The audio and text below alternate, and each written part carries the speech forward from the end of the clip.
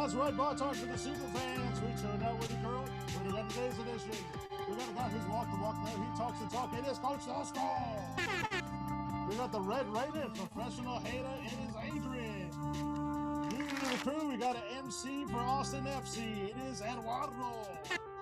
We got our faithful producer, Crack AV, fearless host, Danny BMD, and me, of course, your amateur hype man, super fan art. We talking sports, to Texas style. Go ahead and take it away, Dan. Yo, yo, yo. Welcome, Mezzo, Forte, Sportz. Bar Talk for super fans. Coming to you live from San Antonio, Texas, to your ears. Providing some sports time for your free time. What up? It's your host, Danny BMD. How's everyone doing today, and how did your team do this weekend? Oh, no. Oh, no. So that's why, I guess, that's why they call it March Madness, So this weekend, just kind of doing a little, overall, setting for the weekend and everything that happened. There's a lot of basketball, college basketball. It was a lot of fun. We finally were able to see March Madness. It's been like 2 years since we got it. And obviously we'll go ahead and talk about that. That's gonna be a big topic, and it's gonna be really fun now that we're kind of incorporating everyone. We are going to talk a little bit of football with everything going on. There's a lot of, not a lot of things going on, but we do have just obviously the Deshaun situation, maybe some pre-draft picks. Talk a little bit about, we still have a little bit of time for the draft, so there's still, time for, teams talk business and stuff like that, talk shop, and then see if, maybe any potential trades and stuff like that. We'll also at the end we'll talk about soccer, talk about football, talk about the Champions League. We haven't talked about soccer that much, and that's why we are incorporating our insider Eddie. He is actually. What does he know? He's actually our insider. Eddie is from Austin, so obviously, he's big in the Austin FC scene going on right now. Adrian obviously does live in Austin as well, so we'll obviously see him, with the Austin FC games too, right, bro? Yeah, dude, I'm gonna get season tickets and everything. Boom, got him. So he's gonna be like, we got two guys there. But in this case, we're gonna talk a little bit about what's going on with Champions League, also as well as the Premier League, and would anyone be able to even catch up, stuff like that. And then we'll talk about that passing of the torch, which I know Adrian is pretty excited about. We are gonna do rapid fire, so it is gonna be we're gonna incorporate everyone in there, and just want to do a little round table. Say hi to everyone. Before that, I do just want to say hi to and welcome to all of our viewers, to all of our listeners as well. We are eventually going to actually go into the podcast format audio as well. We'll talk about a little bit more of that in the future, but as we do that, just want to say hi to everyone. If you guys have any questions or anything like that, we are going to answer the questions at the very end. And or if you guys want to bring up something, any topics and stuff like that, we'll do a little kind of like a free session where Mr. Superfan Art will actually go ahead and ask him. We'll actually ask those questions to us and see what we think. So with that in mind, we have a pretty big agenda tonight. So I'm gonna do a little small round table. Say hi to everyone. How are you doing, Coach Dosco? Coach. Doing good, Danny. Glad to be here after a brutal weekend, but excited to see what this next weekend has coming.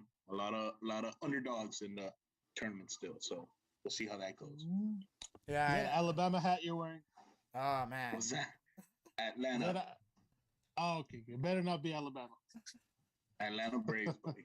Nice. All right, man. Adrian, how you doing, bro? I'm okay. What's your background? That would be the Oral Roberts background. Old Amigo. Really? Who's that, man? I've never heard of them. I think I heard someone that went to school there, but I don't know. I'm not sure.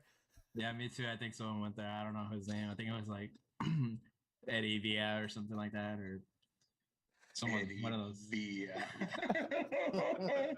Good name drop. I don't even know who that is. All right, bro. And now we do have Eddie here in the group. How are you doing today? Hey, what's up, Danny? How you guys doing?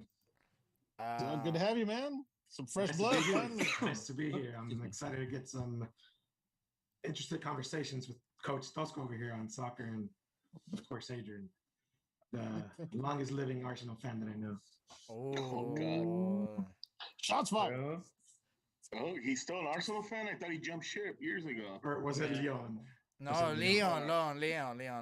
Wait, what's the bandwagon team now? That one. That's the one he's a fan. Damn. That's not me. That's you. Dang. Oh, piece of shit. But all right, man. Well, Hey, bro, have you heard of this team? They're called Real Madrid, dude. They're pretty good. No, they're actually not. But yeah, I've heard of them. Okay, yeah. Oh, yeah, dude. You know who I like for the World Cup? Germany, bro. They're really good, dude. I don't know if you heard of them. So, as we can tell, the soccer section is going to be nice and spicy. It's good. Ooh, yes, it will be. all right, guys. Excited. So moving along, we're gonna go ahead and actually start with again March Madness, Mr. Superfan Art. I actually start with you. Well, they call it March Madness. You know, the Sweet 16 is Sweet 16 because it's very sweet to get there. I mean, you only need to win 2 games, but to win those 2 games, you need to, like, pull out all the guns and everything. What happened, bro? Well, unfortunately, Texas was a first round exit to my surprise. But Not really, then that's Texas surprising. Tech was also a first round exit. That was so very that surprising. lightened up because- my spirits. Anyway, it was a pretty intense weekend of games. I was trying to squeeze in some Justice League, but there was a game like all hours of the day, which is pretty cool. Like I'd switch to another game, it'd already be in the second half of that game. I'd never have to watch a full game, except for Texas.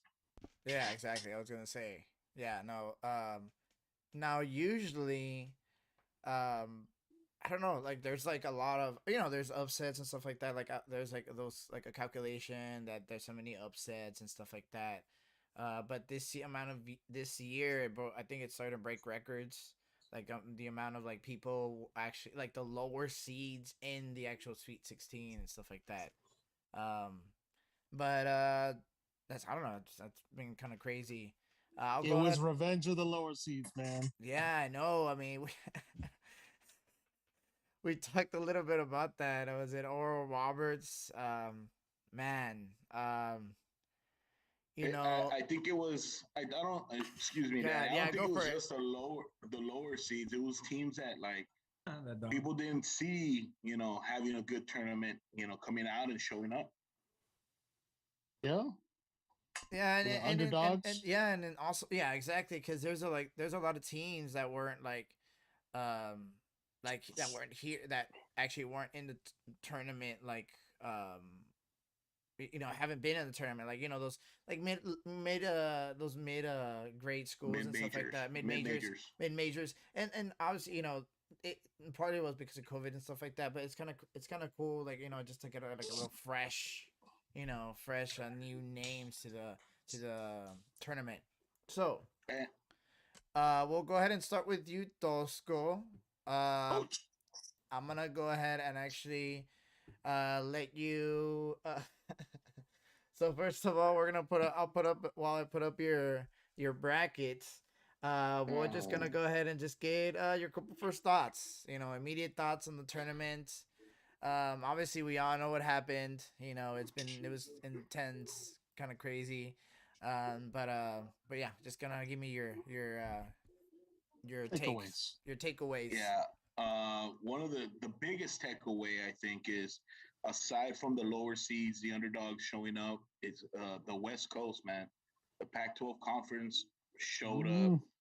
They're undefeated still in the tournament. A lot of people didn't consider them. And I think there was a couple of factors to that. The Pac-12 did start their season a little bit later than everybody else. So everybody kind of like forgot about them at the beginning, of the college basketball season. I know. And then also their games were always late. Being on the West Coast, the people on the East Coast, they're 3 hours time difference, 3 hour, 4 hour time difference. So a lot of those people on the East Coast, didn't really get to see these teams. Even us here in the central time zone, you know, there was times we would start the game at 9, 10 o'clock at night, and you fall asleep. You didn't get to see it all. And but the Pac-12 showed up. They have USC in the Sweet 16, Oregon State in the Sweet 16. They have Colorado in the Sweet 16. They have a lot of teams, and for them being a conference that was put down basically the whole year, UCLA, an 11 seed. UCLA was in the playing game. They beat Michigan State to be in the tournament, and then they're in the Sweet 16. So I think those are one of my biggest takeaways right now. All right, cool. So right now I did put your bracket up. Bless you. I did put your bracket up. In this case, for the West and for the South. So we'll do like just half and half. For your Sweet 16. So I don't really have that many teams left, Danny. Thank you for showing my bracket. But I mean, the one thing that's stayed true so far is that 3 of the number 1 teams are still in. Gonzaga is still the number 1. They're still in. Baylor's the number 1. They're still in. And Michigan, number 1, is still in. So, those big, tough teams are still in the tournament. So, yeah, right now we have some Cinderellas. We have some underdogs. We have some lower-seeded teams still in the tournament. But those big dogs are still there, So, and the Sweet 16, I had Gonzaga versus West Virginia. West Virginia lost. So I have I still think Gonzaga is going to win and make it to the Elite Eight. That one, yeah. And in the other game, I had Kansas versus Iowa, and both of them lost. USC from the Pac-12 is going to play Oregon from the Pac-12. So both, Pac-12 teams are, one of them's finally going to get a loss, but they know each other. They played each other throughout the year. They're in the same conference, so that's going to be a good game to watch. I didn't have either of them in the Sweet 16, but I think the USC is going to take it. Evan Mobley, one of the best players in the country in USC, real good. He's been playing lights out in the tournament. I think he's going to do enough to get him to the Elite Eight. On the West region and the South region, I still think Baylor's going to beat Villanova. Yeah. So I still think that's going to happen. I have Baylor moving on. And then I had Texas Tech versus Ohio State. Unfortunately, both of them lost in this past weekend. Texas Tech lost in the second round. Ohio State lost in the first round to Oral Roberts. And Oral Roberts won again, and they are in the Sweet 16. So it's going to be Oral Roberts versus Arkansas, I believe. So Arkansas is the 3 seed, Oral Roberts the 15 seed. I guess we all hope Oral Roberts wins, but it's going to be tough. Yeah, I mean, that's kind of crazy, everything's going on, especially with the tournament in itself, where it's not really a bubble, but there's no audience. I was just, and it's seeing like, sometimes, people think that it affects you. Sometimes it doesn't. I think that it affects, like, especially like big teams. I don't think that like the really talented teams really matter at some point. It's just talent. Especially in college, talent wins out a lot. And I think it's just one of those extra things. You're an athlete, right? So you can get nerves, stage fright. If there's an audience, now it's kind of the reverse thing. Well, there's some places do have audience. They do have people in the crowds. Yeah, yeah. Well, yeah, and they do, but it's not. It's just it's just not the same. It's not a packed stadium. You're right. It's not like it's a packed stadium, but some of these do have. They did allow, like before they would have the bands, the cheerleaders, the pep squad. Everybody's out there, the student section, and depending where you're playing, depending on the states you're playing, some of it, like you said, Danny, has no audience. Some of it has limited. Some of it has, full blown, as many people as they can fit in there. But I think that does play a part in it, to where, who, where's the pressure, where the pressure's not on you from the fans that are cheering. You've seen it before. All the students and the Duke fans and the North Carolina fans, they're all cheering. They all have their chants. They're all trying to psych you out at the free throw line. So I think you're right. It does play a part, and I think you're seeing it here. And it's letting the lower seeds kind of show out whatever they have, and it's not just gonna be a blowout, or intimidation by the big team of the better team. So now, oh yeah, I was just putting some X's in here. thanks. Rubbing it in your face. Yes, of course. That's all got to be a lot of X's. So in this case, we're just moving to the bottom, the bottom half of it. This one looks a little bit better, no? Yeah, I guess.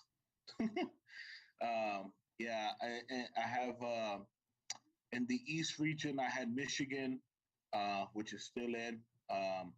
Michigan is in the Sweet 16, and they're going up against Colorado, I believe. I think Colorado ended up beating Florida State. No. Florida State won. Florida State won. Florida State won? Yeah. Oh, okay. I didn't see the end of that.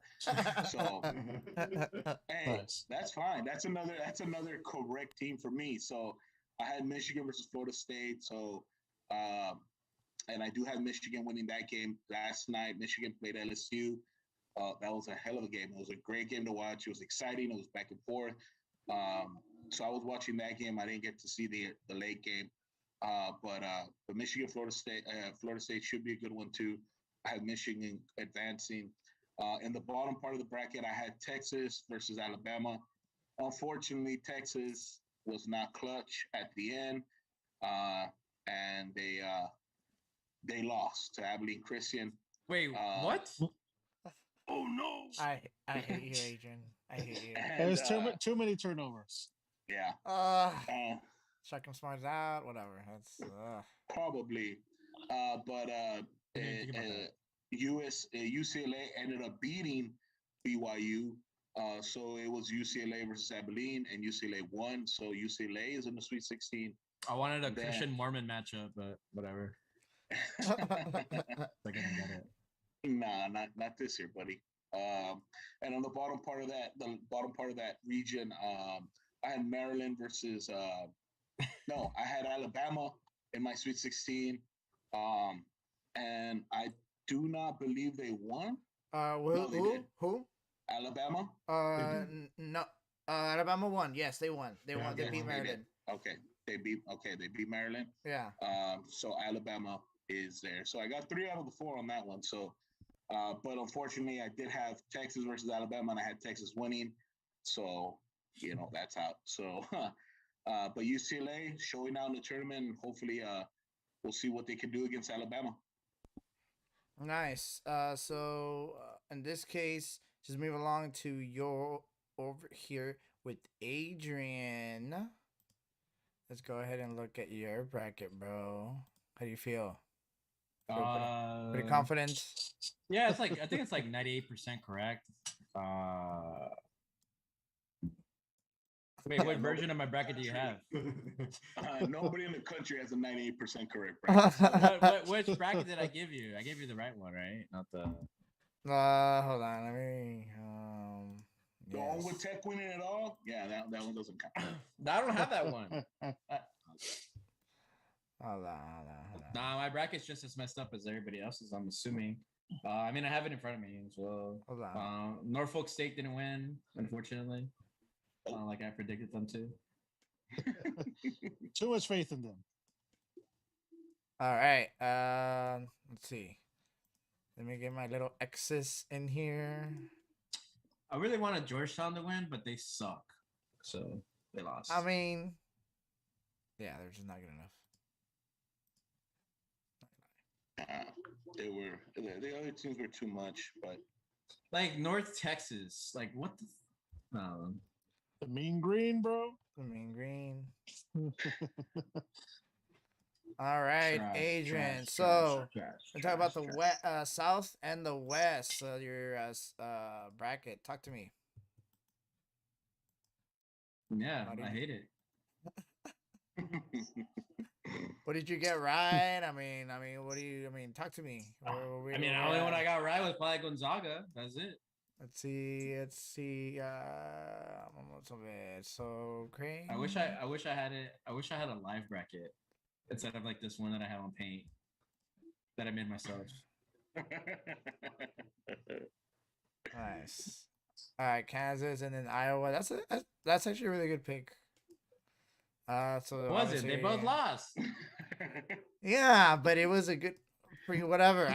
It was a good pregame pick. And then let's see on the South. Well, on the Yeah. South, let's see. Tech. Texas Tech, they beat Utah State, and then they Lost. they beat Arkansas, and now they're playing No, they did. Oral Roberts, and it's gonna be an easy win. No, they did. It was a dream matchup. They got there. Oral Roberts is 15. They're gonna lose. It's gonna be easy. Let's see. You got No, but seriously, Arkansas. I mean, I think Oral Roberts is pretty much done, in my opinion. I don't know. People might disagree with me on that, but It's a good thing you're rapping for them with that golden. I was eagle like, yeah, behind you are repping for them. yeah, but not really. I'm just memeing them. Oh, Yeah, I think Arkansas is gonna win. Chop suey. Arkansas is very good defensively. Very good. And Texas Tech would have won, I think, if they didn't miss, 33% would've of made their more free points. throws. Honestly, Texas Tech should have won that game, Yeah. but they let it slip. It was in their own hands. It's like you said, it was up to them, and they didn't put up the points they needed. Yeah, it was just unfortunate watching them lose. Like it was like, I turned it off because I thought they had lost. Like they were down like 10 point or 12, I think. And I was like, wow, this is over. I can't believe this. I was pretty pissed. But then they came back and I was like, I need to watch. And I shouldn't have watched. I mean, dude, it was So you jinxed them. Then. I jinxed them, dude. I always do that. That's why I stopped watching. I don't watch the Cowboys game. I start closing my eyes. I turn it off. I walk away. Then they win and they go to Super Bowl. But no, I have to watch. I mean, that's wow. That's crazy how that happens automatically. Yes. Adrian, let's go One ahead. time I went to a Cowboys game and I was asleep. I was literally asleep at the stadium. And they were winning 28-0. And I remember this game because it was Matt Flynn at the Packers. So And, that's not a good game. And I finally woke up. I was like, oh, shit. Oh, 28-0? Damn, this game's in the bag. And then Matt Flynn came back and scored like 5 touchdowns by himself. Literally. So, yeah, I shouldn't have woken up. If I didn't wake up, we would have won. Oh, my God. I mean, yeah, I guess so. But, yeah, also, if you ever go to an NFL game, don't go in the morning. Why? Tailgate. Cause I went to go tailgate like at 7 in the morning. I was already fucked. I was gone by 11. I didn't Really? even know where I was. I didn't even know where I was. You're just done. I was I'll done. drink to that. I had to be wheelchaired in and everything. But All right, Adrian. Let's go ahead and go to your. We're gonna do your East and Mid. What's Midwest? Midwest. Let's see. Okay, What you get okay. right. Let me open my. Let's see. So let's do East first. Yeah. So Let's see. What you got? What you got? Let's see. on the East, I had Abilene Christian beating Texas. That was the easy one. Oh, okay. No. That's why No, you I have. didn't have that. All right, so you have BYU there. So also you got that wrong. You do still have So- Michigan. Yes, I got Wrong, that. Yes. wrong. BYU lost to UCLA. BYU. And yes, they lost to UCLA. Oh, you got Florida and, State right. You got Florida State right. Damn. okay, well that one was easy. But a lot of my picks were just like, like the LSU St. Bonaventure game. I was like, LSU sucks. I don't like them, and they ended up losing anyway. So. Tennessee, West Virginia I got Alabama right. All right, so actually you didn't get that much wrong. You got Michigan. Oh, I stopped. Put an X on there. I got a lot of them wrong. You got Michigan for the 316. You had Michigan, Florida State, Bama. Oh dang, and Houston. Oh damn, never mind. Yeah. Wait, what? You sucked. I was like, I just saw his like other side of the bracket: Illinois, Tennessee, West Virginia. Yeah, I mean, oh, the other side. Yeah, the Midwest. Oh, dude, that side. I mean, obviously, that's a massacre on that side. That was bad. That was crazy. That's crazy how like I don't know. It's just So yeah, Illinois got spanked. Like, and honestly, I thought honestly all year Loyola Chicago I thought was a really good team that could compete. But seeing Illinois at the end of the year, I was like, Illinois is unstoppable. It gets to show that look, I was wrong. Loyola Chicago was awesome. I mean, they beat United High School round 1. And I guess they played game. And I guess they played La Jolla or something round 2 and lost. Another sellout game. Another sellout game. I mean, dude, it was crazy. I mean, watching that game, I'm like really excited for Loyola, honestly. Yep. Yeah, I mean, and honestly, that's like kind of like what the tournament is about, really. Like the whole upsets and the Cinderellas and the, just that kind of like, oh man, the little guy can actually win type of thing. Just want to in this case get both of Adrian and Tosco's real quick on your first thought or just like notable upsets. Obviously we had a lot of them, Adrian is already kind of showing one on the screen, but just like notable upsets. I don't know what kind of caught you this weekend. Tosco. I guess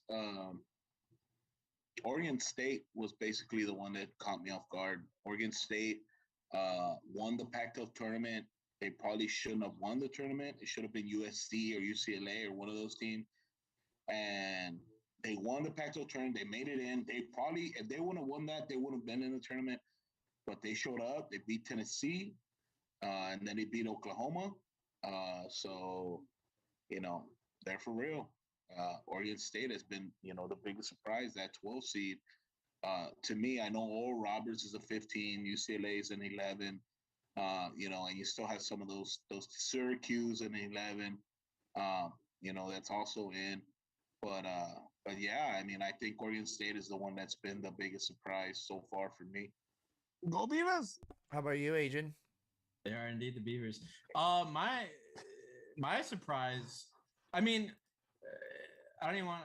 Besides Oral Roberts, obviously, I think Loyola, for me, is definitely the most surprising team, and especially how I don't know. I just really enjoyed watching them play. They're kind of like old school basketball. Not a lot of perimeter shooting kind of or shooter meta, I guess is what you want to call it. Just more down in the key. And so it's like very, very grindy basketball. So I really, really appreciate Loyola. So I think that they're one of the, they're definitely one of my favorite teams right now. So I'm definitely looking forward to watching them. And to piggyback what Adrian just said, he's absolutely right. That team is one of those grind it out, go in the paint. It's going to be tough. The next day, the other team is going to be sore, win or loss. They're going to be like, oh, I have this bruise. Like, this hurts. It's one of those teams that gets in there and it's tough. And unfortunately, and, I don't want to take it, this far and but those are the kinds of players that usually don't get noticed and probably won't make it to the NBA, or maybe they'll make it, in the G League or be some, a smaller role in the NBA. But those are the players that, probably put in that college extra history. work. yeah, they have that history. They were there for 4 years. They're seniors. They did it every day. They put it in. They put in all their work, and maybe it's not going to pan out in the future, professionally, but they get to say they're in the Sweet 16. And Loyola Chicago 4 years ago, they made it all the way to the Final Four. So they're one of those teams that could do it again. All right, cool. So real quick, I just want to get Eddie's. I know you're not really much of a basketball fan, but I just want to kind of get your input. Just want to hear your beautiful voice. Honestly, what I think that Oral Roberts can do, they need to have consistent defense, consistent offense, and just stay focused. And I think they can totally go all the way. Honestly, I don't know. I don't know enough about March Madness or NCAA to give an educated opinion. So I like going with underdogs and that name, though. There we go. I like that. Golden Eagles. Golden Eagles. The Golden Eagles. All right, Mr. Crack AV. How about you, man? Any upsets? Any craziness that you saw this weekend or anything like that? Evan's on my side. He saw Tech drop. He was like, we were wiping tears together. I had to pick my heart off the floor. No. I just really wanted, I guess, Eastern Washington to go farther, but they didn't. Dang. Wait, who? Right? No, That they team didn't, from Washington. they didn't get farther at all. They didn't get far at all. I wanted them to beat Kansas State. To beat Kansas, actually. Oh, East Washington or Eastern Washington or whatever Yeah. the hell Yeah. it is. Yeah. I don't know why. I just picked them. Hey, there was crazy upsets. I mean, I honestly like. Cool Washington. Just kidding. Yes. I have no bird in the back of me.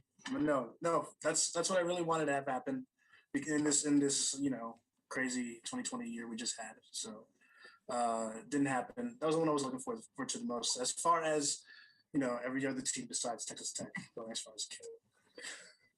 Yeah. So, how about you, Mr. Superfan Art?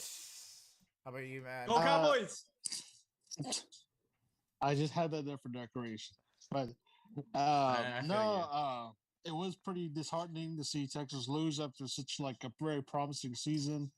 I mean, it seemed like everything was going right, and for some reason the turnovers couldn't stop in that game against Abilene. All 8 games Texas played, super promising.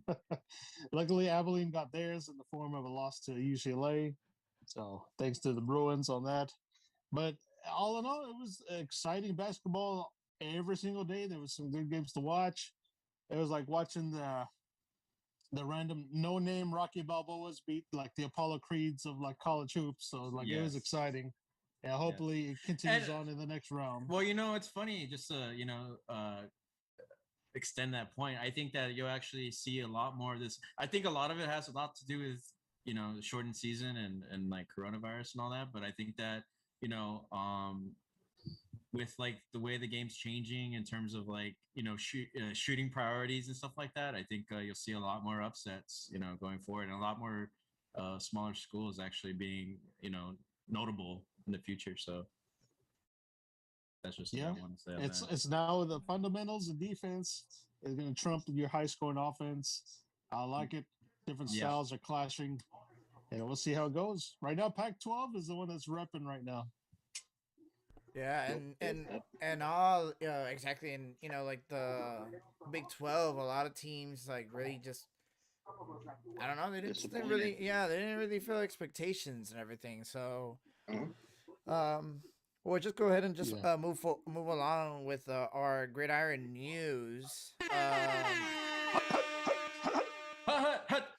So it should be pretty common knowledge. Interesting. So, we're gonna I'll just essentially go kind of move along with it. We are gonna talk Deshaun Watson updates with what's going on.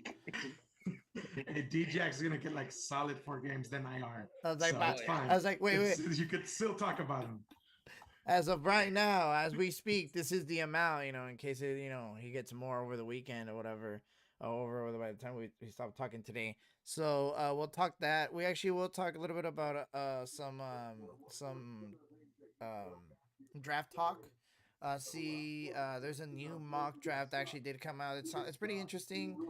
Just kind of want to get your opinions, what you guys think, since it's a pretty quarterback draft.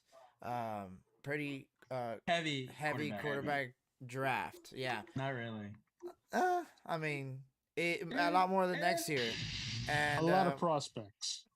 and obviously we do have our in-house terrible towel owner and Pittsburgh superfan Eddie. Whoa. Damn, the Steelers suck ass, dude. They got Juju. They For got the Juju. worst running game in the league, Ever. you did all right. I wouldn't expect more though. Remember when everyone was like, "Oh my God, James Conner, he's gonna be the greatest running back of all time"? I couldn't stop laughing, dude. I don't know. I never agreed with that. He always kind of runs soft though. He doesn't finish runs, so I love the story. He's a really great person, and he's I don't know a hard worker, but he's not like the lead. Typical Steelers running back. Hey, yeah, we found this guy in the cafeteria. Suit him up. Shoot him up, bro. He'll run over people. All right, north and south. Yeah, and I think that's going to be. I know we're talking a little bit about draft picks and stuff like that. I think that's going to have to be one thing that we need to address. I mean, we can't go in just thinking Benny Snell is going to be the solution. I mean, he runs hard. Snell. I love that idea, but I don't know. Benny Snell. Yeah, not Darren Sproles, right? That's all he said. Spinners on the mouth guard. I'm sure you've seen that clip. Yes, I know you're typing. So I'm pretty sure Steelers get Najee Harris, right? That's it.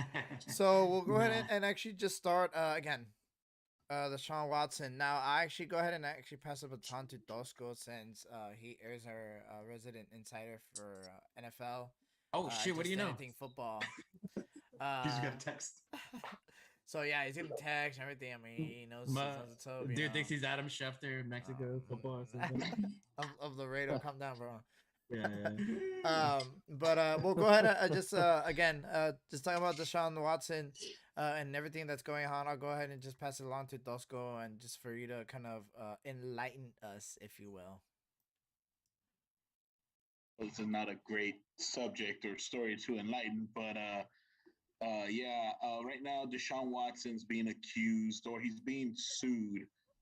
There's 10 different lawsuits. Last I heard 10 today about him having sexual misconduct and sexual harassment and sexual abuse towards 10 different women.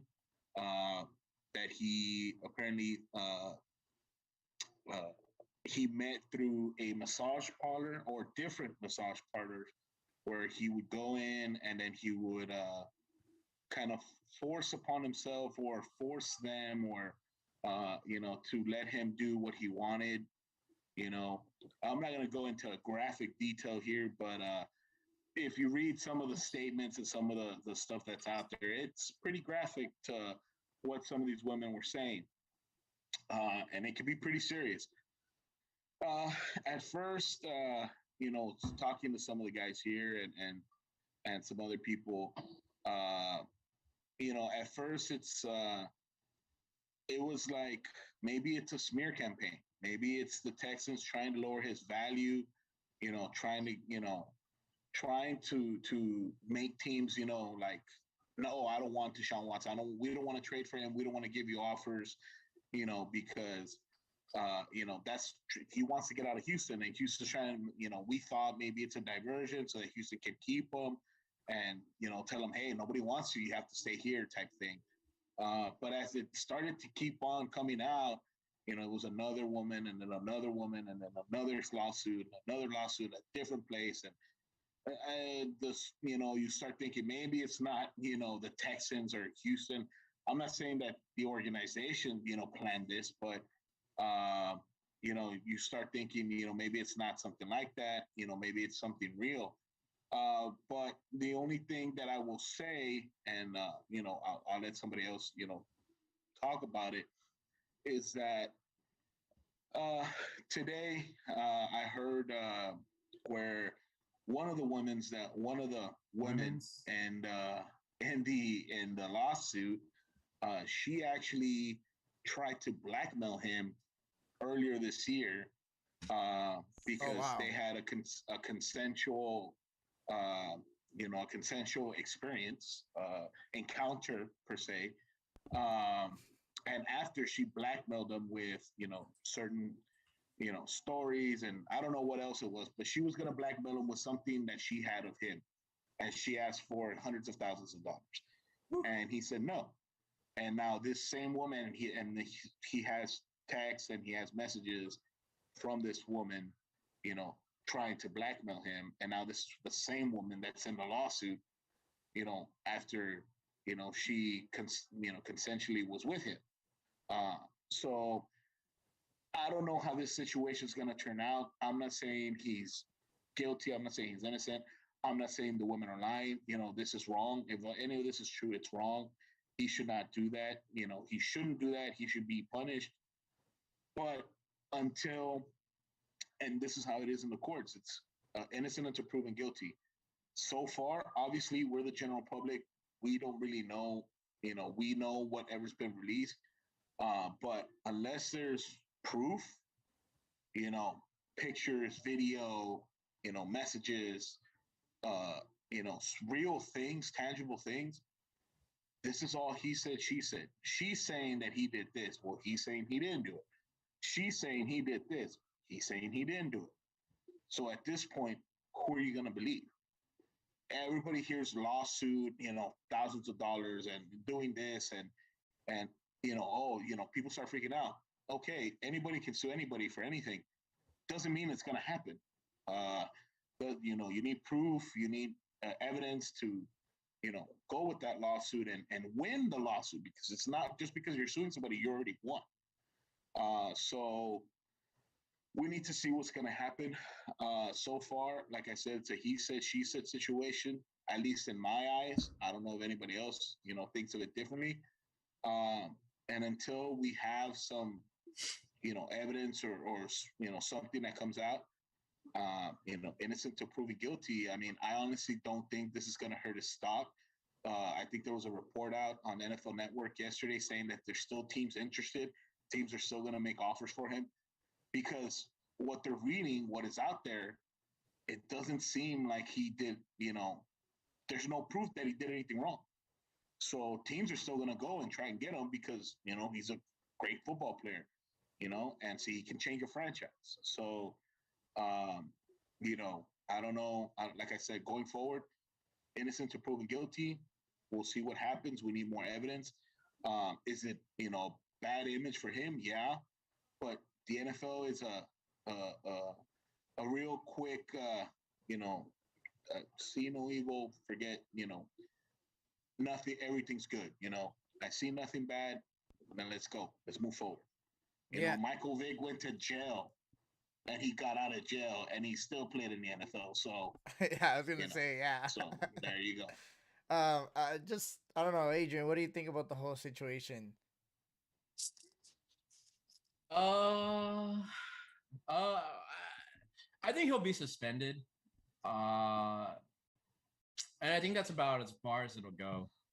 He'll probably get like a 6-game suspension, just like Ben Roethlisberger did, even though there's no criminal charges being filed. So it's just a lawsuit. I could sue you for, whatever too. And Eddie could sue me or whatever the case might be. But if there's no criminal charges being filed, and there's not really much. But even in the case of Ben Roethlisberger, I think Ben was arrested. No, I think he was arrested. No, and he was charged, but then he was let go. Yeah, they fixed it on on the outside, and I think he paid her off or something like that. Yeah, they dropped the charges. I mean, I don't even. That's think a different situation, though. I mean, and like Eddie and like Adrian said, but he didn't have any criminal charges against him either. Like he wasn't charged. His charges were dropped, but he wasn't charged with an active crime. Right. Well, Deshaun Watson hasn't even gone that far. But yeah, you're right. Eddie, I don't know. I mean, I'm just gonna chime in the main topic at hand, right? Yeah. Go for it. I mean, it's hard I mean, it's a very sensitive topic, but I do think at the same time, Try to there's be some objective. there's some truth to it. I think there has to be some truth to it to some extent, but I'm a true believer that the organization probably knew about it and swept it under the rug because that's our QB, that's our franchise QB. Those are my thoughts. I can And see that. I think now with the tension between Watson and Houston, it's kind of like, oh shit, this came up. Like, let it blow over your face, face it. Like, we're not gonna step in and sweep this or cover this up. That's my opinion of something that could totally be happening. Again, I'm not saying he didn't do it, but I think the organization knew, and it's kind of one of those things that, like Tosco said and Adrian said, kind of have to see what happens, and then it might just be like, oh shit, it goes away, nothing happened, suspended 6 games, or maybe even like AD style. He's suspended, and then he's also not playing next year, and then he comes back and wins a Super Bowl or whatever. He becomes another franchise household name. I don't know. That's my take on it. And one thing there is that like Eddie said, he brings up a good point. Maybe the organization knew about it, or maybe not even that. Eddie said, maybe it's too much detail. Some of the stories, that are out there, there's very graphic, very detailed. Maybe it's true, but then you have to think about it. Okay, maybe it is true. Those things did happen. They were together. They did things, but how much of it was consensual at the time? And then how much of it was he forced them? You know what? I was just gonna say, what actually was like the same situation as well, but actually did do it was Ezekiel Elliott. Yeah. Because it was caught on camera. Yeah. It was literally caught on camera, and he was just suspended for 6 games as well. Yeah. I think it was 4 games. Yeah, even less maybe. Yeah, I think it was 6 games, and he appealed it, and he went down to 4. And you're right. And the thing is how much of it was consensual? Maybe at the time the girl said, "Yeah, do whatever you want to me. You're a famous football player. You're a millionaire." There's a lot of these girls that are bag chasing. And then you're gonna pay me X amount of money to just hush. Exactly. I'm down. Exactly. And then after, that they don't like it. Something went wrong. He blows them off, whatever, and then they want to sue and they want to release, saying, "Oh, he did this to me." Well, how much was it that you wanted to do this with him? How much was it that he forced you to do these things? No, just with that, how does this impact the actual, quarterback, carousel, if you will, that's kind of going on this for this next year? Obviously there's a lot, there's the earlier we talked about the Russell Wilson sweepstakes. Big Ben isn't gonna be there forever. And Dak just, Dak at least 5 more years, bro. 5 more years. You gotta wheel him out. You wheel him out. It's fine. You're right, because they're actually waiting to draft the QB because they've been drafting one every year and they've all not panned out at all. You need like biofreeze Big Ben in the off season, and he'll last through 5 years. So I think I know what our game plan is. You just get James Conner, roll out Big Ben, and just run and have him throw. So and just that quarterback, where now he's staying, and obviously he's staying, and we heard. I don't think I'm not saying I don't know if he's gonna stay. No, I'm saying no. Well, no, Big Ben. Talk about Big Ben. Oh, Big but Ben. now, yes. No, but now Deshaun Watson, with the whole situation going on, there's gonna be, we're talking about the draft in a little bit, but there are a couple of teams, couple of high picks with high picks are pretty much gonna choose the quarterbacks. 4 out of 5, the top 5 picks are pretty much gonna be quarterbacks. Based on a couple of mock tracks that we will again talk about later.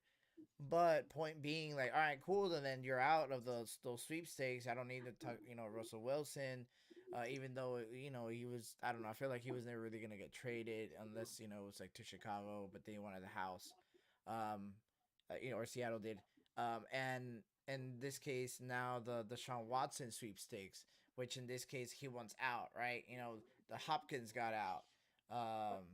JJ Watt got out, and now Deshaun Watson wants out or whatever, right?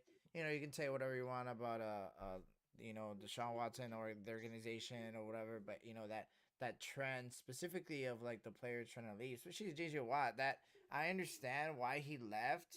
I thought he was gonna go with an actual. I guess you could say Arizona, whatever. Adrian, right, is a legitimate team, but an actual where it's just like, dude, like just slot in, just. Hey slot man, ready. I don't appreciate the I thought he would go to well, I mean Arizona's kind of a team, I guess.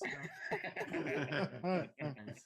But imagine, like, Well- and so my point now, point being at the end, now, I guess the question is, and I guess you kind of brought it up a little bit, Tosco, like, is he staying?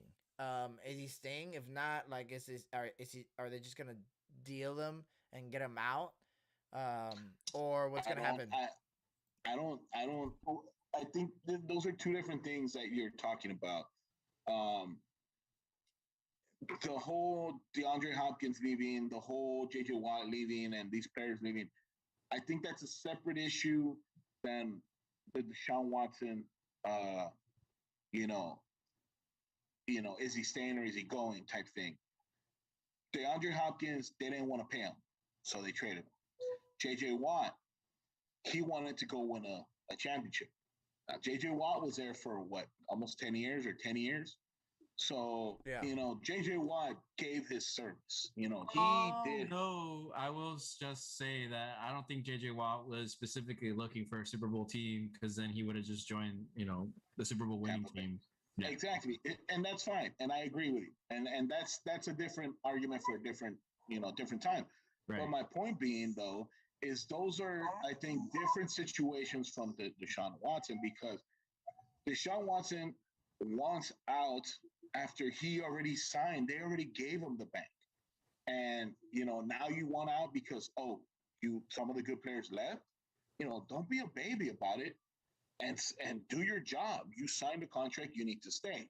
Now, this situation comes up, the Texans, again, don't have to trade him at all. They will keep him. If he doesn't want to play, then he sits out and he'll be fine. Then the thing with the situation he's in now, the Texans are going to have to decide whether this ends up being something big or something small. The Texans are going to have to decide and saying, okay, do we want him on our team, knowing the bad publicity or, whatever kind of publicity he's going to bring? Or do we just wash our hands of it and trade him and see what we can get from it?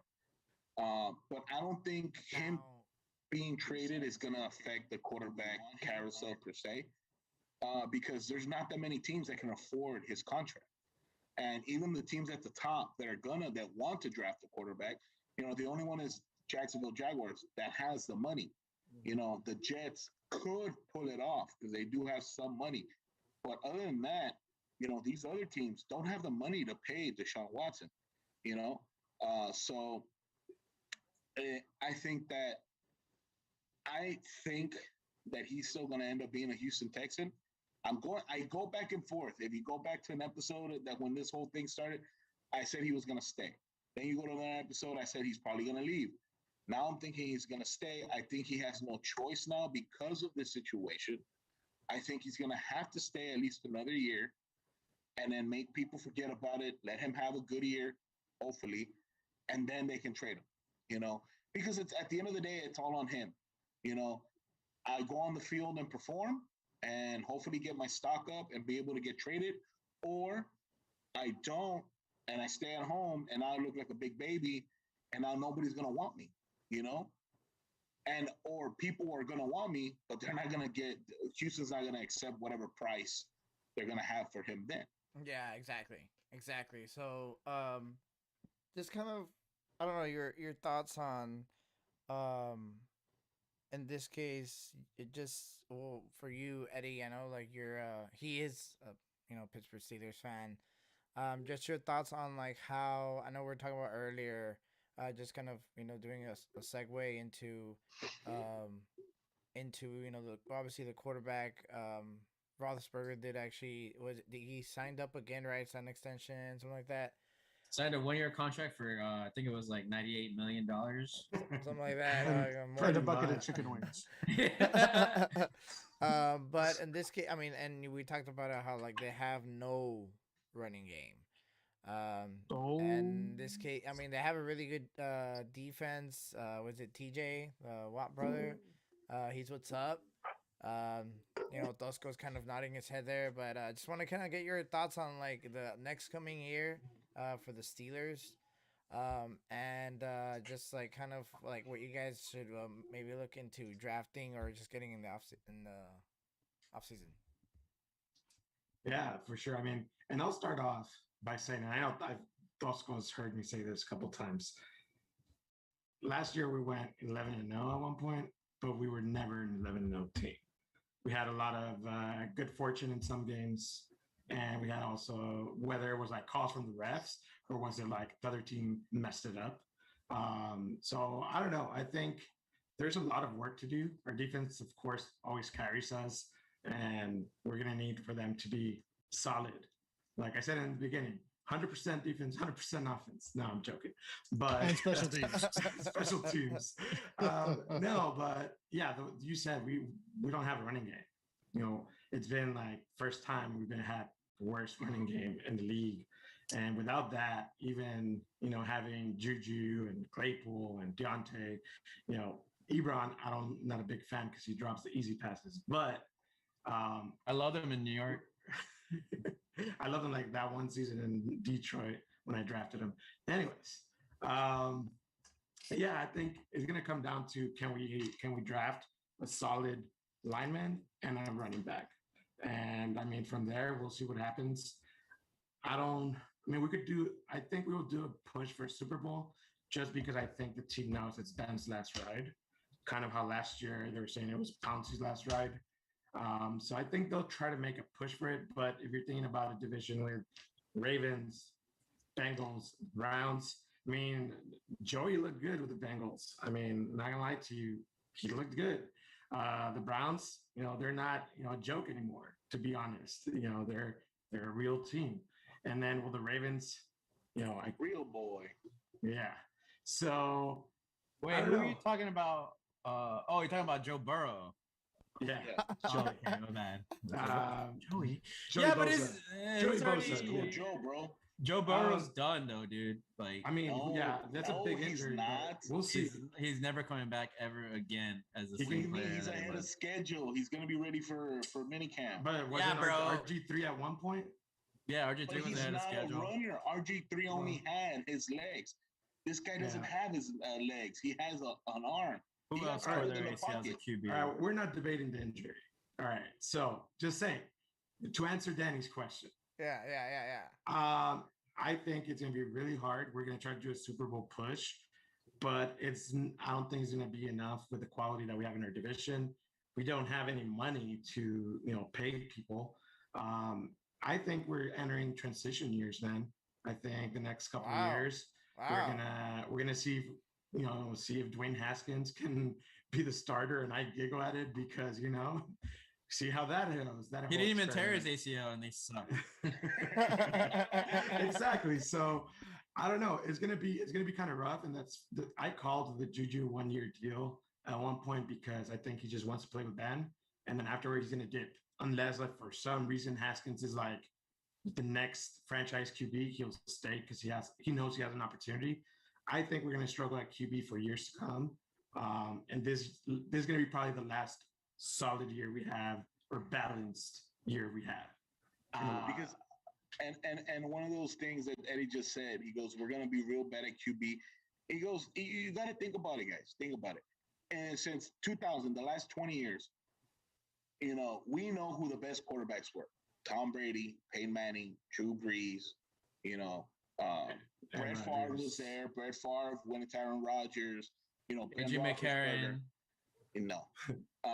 Colt McCoy. No love for Romo, though? I know, he didn't even say Tony Romo. What the fuck? Shit. Okay, Tony Romo. But my point is this. Get out of here. Think about these teams. I've only named like 8 quarterbacks. Mm-hmm. There's 32 teams.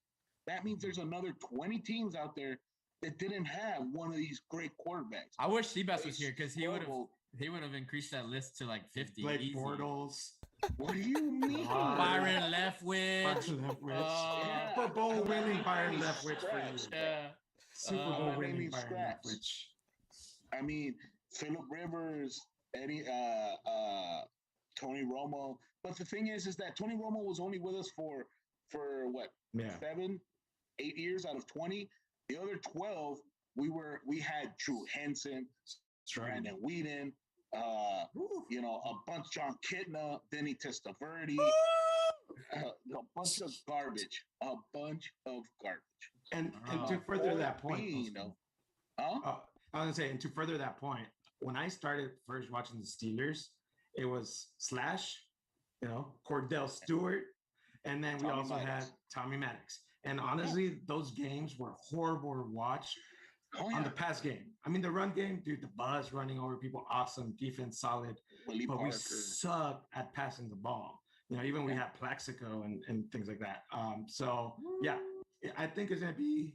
We're gonna look out. Super if Bowl winner. Haskins is like, holy shit, the next big thing. But I really don't see it. I think we will struggle for 5 years maybe to find the franchise QB because Ben's been the longest serving in one team. Like that's not nothing.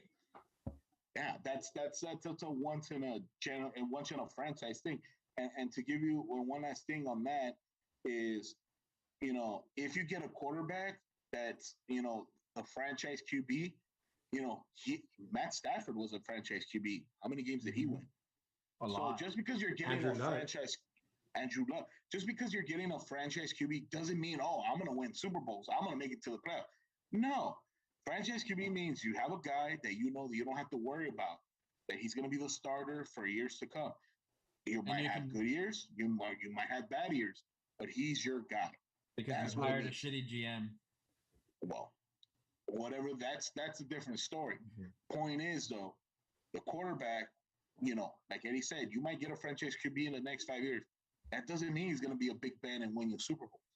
Mhm. And it's up to the GM to put people around him and put talent in to build the team up. Mhm. So, it's something that Eddie probably, got a little bit of taste of it at the beginning when he started watching the Steelers.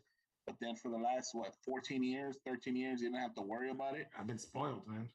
And now you're going into the depths. But I'm kind of excited, but the only thing I'm hoping for is that we're testing out these QBs like Minshew or like Duck that are make things fun. I don't want honestly, I'm not a huge fan. No, I'm saying with the flops, Adrian. If we're getting flops, I want entertaining flops. Yeah. I don't want the 3 and outs sucked. There's nothing. At least I want someone running around trying to playing their heart out. And you don't want Daniel Jones. You screwed up. Y'all should have signed 10 Or maybe- when he was out there. I mean, at one point, I wanted him as backup after he embarrassed us. But like Mason Rudolph, I'm not a huge fan of his for that reason. He'll come out and do his reads and then just be like, nope, Because he's a pocket quarterback. Yeah, he's a pocket quarterback. Yeah, But Doug Hodges is I don't know what I'm doing out here. I'm gonna get it done though.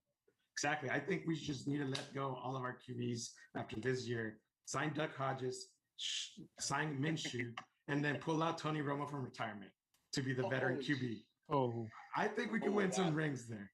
I don't know. Oh, about yeah, that. sure. You'll probably get Mitch Trubisky or something. Oh no, wait, or is he in Buffalo now? Yeah. Yeah, we'll get Andy Dalton. Alex Smith is out there, I think, dude. You can probably get him. Oh yeah. And Joe Flacco Alex just got and signed by the Haskins Eagles. back again. Ooh. Alex Joe Smith got Flacco. signed by the Eagles? Joe Flacco. Flacco. Mhm. Nah, no, they're useless. Yeah, hey, he's elite. True, I agree. Well, unless they get Nick Foles, then I won't be scared. No. But footsteps, Flacco. All right, guys. So we're actually gonna go right into our draft talk, but we are gonna do a small intermission. My system is just going a little slow. I need to get my buffering back up to speed because I don't want it to slow down or anything like that. We're just gonna do a small little intermission. Fiber, dude. Yeah, for real. No, I just want to get my systems right. Make sure because we are doing.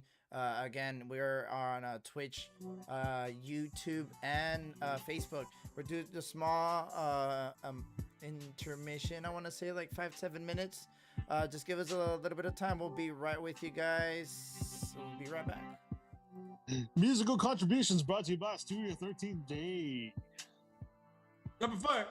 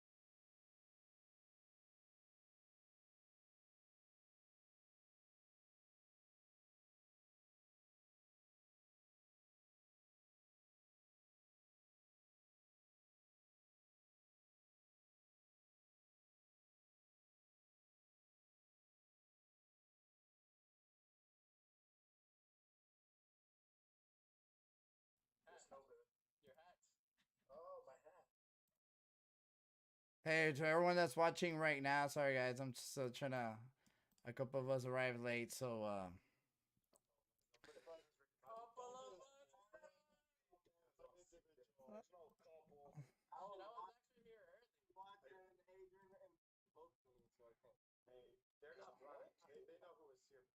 man.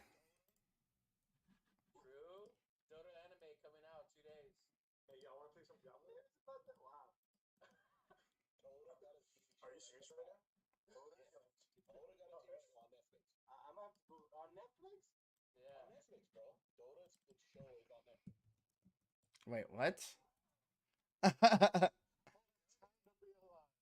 All right. So, I guess I'll fix you guys as I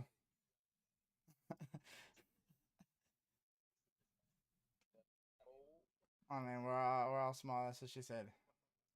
All right. All right, guys. So, just kind of wanted to get back on there. My bad. That's actually we need to get a couple more of us on the actual show on here. So we're just gonna go continue on. Okay. I'm gonna go backtrack. I'm gonna backtrack.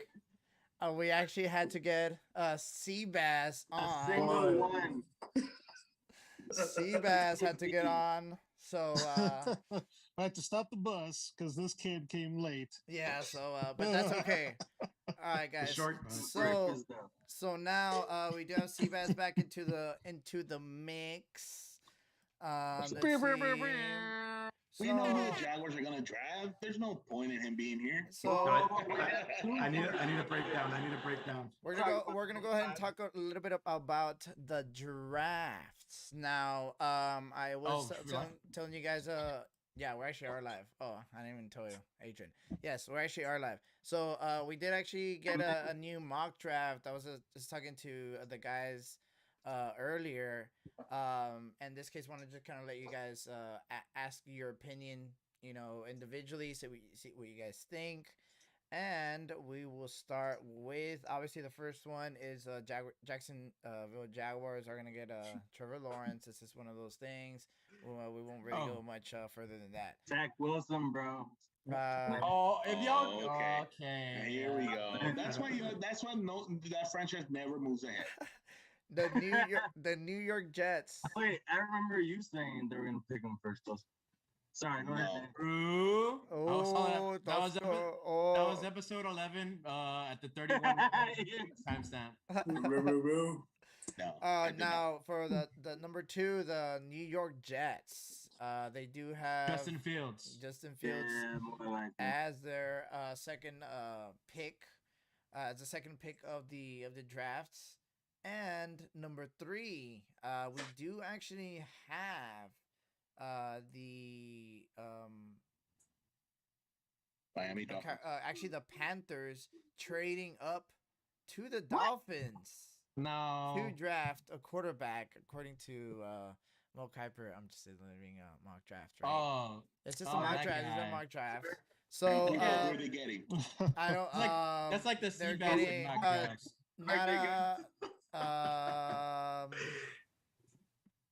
Bro, we're gonna trade Justin Blackman for Des Bryant and Cole Beasley and Tony Romo because that's what he's wearing. Like, goddamn, see that? I mean, they want to get because Trey Lance is gonna go supposedly to the Dallas Cowboys. No, he's gonna go to. Wait. Okay, so who are they gonna get in the 3rd pick? Who does it say they're getting? They traded up to get who?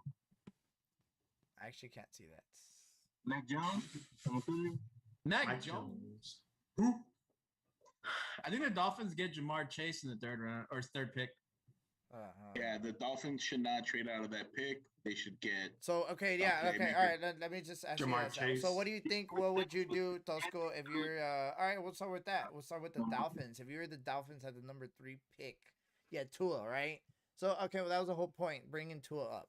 So is Tua?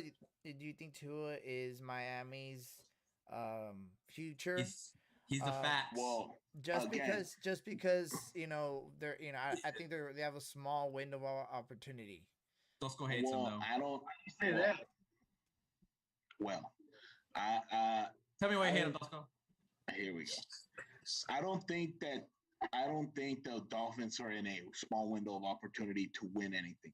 Their team is good. It's not that good. Okay, it's a good defense. Their offense lacks a lot. But a receiver, you would say? A one receiver, yes. But Tua, if Tua is their franchise quarterback, you see, and this is a good example of franchise quarterback. Tua is a franchise quarterback because they drafted him with a top pick. Okay, doesn't mean that he's going to win a Super Bowl. Doesn't mean he's going to take them to the playoffs.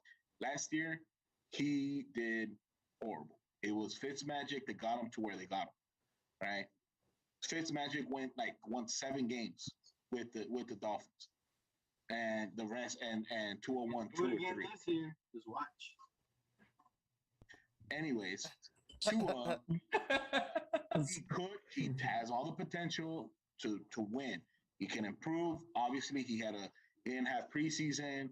He didn't have things that rookies need to come out and be on a level playing field with these veterans. If they really do believe that Tua is their future quarterback, they need to put weapons around him. Jamar Chase is a good pick, or they can even go ahead and reach a little bit maybe and get Devontae Smith, former teammate of Tua from Alabama. Now here's a little hot take for you, Adrian. Zach Wilson to the Jets. No, that's pretty good. It's not a hot take. That's not a hot take. So okay. I actually think they're gonna get Zach Wilson instead of Justin Fields. I was gonna say, well, he mentioned Justin Fields like as number 2. I think that's what it was. I finally looked it up. So that's what it would be. I think it's a toss-up. Like in my opinion, obviously, I think the Jets more than likely are gonna go for Zach Wilson. But I mean, if they went for Justin Fields, like it wouldn't. I don't think they're breaking anything by doing so. But I just feel they don't need. If they need a quarterback, if they're going to draft a quarterback, then they should get rid of Sam Darnold while he still has value. Next year, you're just going to end up cutting him. Yeah, I was going to say. And if you draft Wilson, you can end up drafting a lineman or Jamar Chase to put for Sam Darnold to give him more weapons. Yeah. Instead of drafting a quarterback, wasting a pick on a non-weapon, a player that's not going to see the field this year, or if he is, it would be towards the end. And you have Sam Darnold there that is losing value every time you don't you put in Zach Wilson or you draft a Zach Wilson instead of drafting a weapon. But I think they've already given up on Sam Darnold experiment, haven't they? Like it's kind of like. But it's a new coach now. He hasn't really had a coach that the coach that drafted him isn't there. No, I know. The GM that drafted him isn't there. Mm-hmm. So it's a new regime. I understand they want to start out fresh with another quarterback, but Sam Darnold was the quarterback when he came out. He was real good from USC.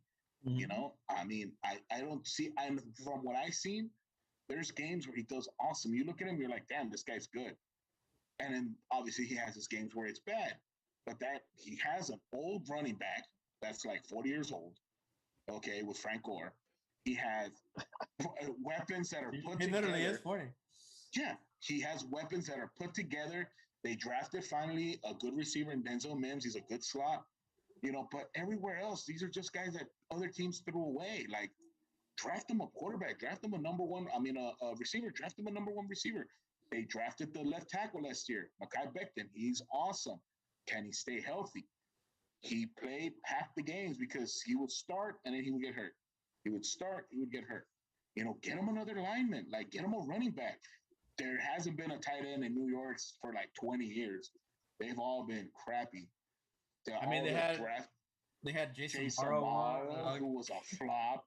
They drafted the one of the other guys from Wilkins from I think it's Wilkins from Clemson when they won it all. Mm-hmm. They keep on drafting tight ends and they're all garbage. Get him a tight end. Get him a receiver. Get him Kyle Pitts. Get him a running back. Kyle Pitts could be one. No, Kyle Pitts is awesome. I think Kyle Pitts is probably the best player. He's going to be the player to make the most impact out of the first round this year, I think. Yeah. In the whole rookie class or in the tight end class? And the whole rookie class. He's going to make the most impact. I'm not saying he's going to be the best. Not more than a quarterback. Well, I don't think out of the quarterbacks that are going to be drafted, I don't think any of them will start except for Trevor Lawrence. And unless Trevor Lawrence comes out with the team you all have and does miracles, but Trevor Lawrence is going to struggle. He's going to win games, but he's going to struggle. He's not going to have the best year, But Kyle Pitts, I feel wherever he goes, he's going to make an impact and he's going to get yards. He's going to get catches. I think he's going to win Rookie of the Year. Now, real quick for you, Seabass. So just kind of going back to what I originally said with the draft pick, the hot take, I guess it's like a small little hot take would be, so in this case, the Panthers do trade to get the third pick, and they pick Justin Fields as their quarterback for number 3. Take it away from Miami. I don't know what Miami would choose or would ask for. What do you think? A lot, probably. What do I think? Spots. Do you think it would happen? Is it possible? I mean, would you do it? Honestly, if I was them and I could get it done for a decent price, yes, I would do it. I think they can take a swing, get Justin Fields, get a quarterback that has actual potential to make it in the NFL, whether he will make it or not. Probably going to depend a lot on the surrounding cast, and probably a good offensive line, just like any other quarterback. But with his style of play, specifically since he likes to run so much, and yes, he can make plays with his arm, but it's usually him buying time that kind of gives them those big plays and lets them get open. If he can make that happen and stay healthy, I do think he can make it. So trading up, whatever it might cost them, whether it's maybe a couple first-round picks or a first-round pick, a couple seconds, and a player, whatever it could be, if it's a decent price, yeah, I would say it's worth the risk to go ahead and trade up and take him. So then what happened to Tua? Like, where does he land in this whole thing? He'll be your safety blanket. You still have a couple years and an option if you want to kind of keep him under as a backup, as a developing. I don't know how much you can get for him in a trade, but it all depends if they believe in him. I mean, if they think that he's a franchise guy, then what are we talking about? They're not going to trade. If they don't and they kind of have their doubts, it's a good idea to trade up, get Justin Fields, and maybe see if you can shop him around or just keep him as a good. What are we talking about? Is this like so? You all got way confused on everything else. The Dolphins trading up for 3 and getting Justin Fields. Yes, but that's Carolina, not Miami. Miami's trading back. Dolphins. Oh, right. He's talking about right. No, that's what he meant. He meant record Panthers scratch. trade up. How did I get here? The Panthers trade up for the Dolphins. Yes, to get their pick. Yes.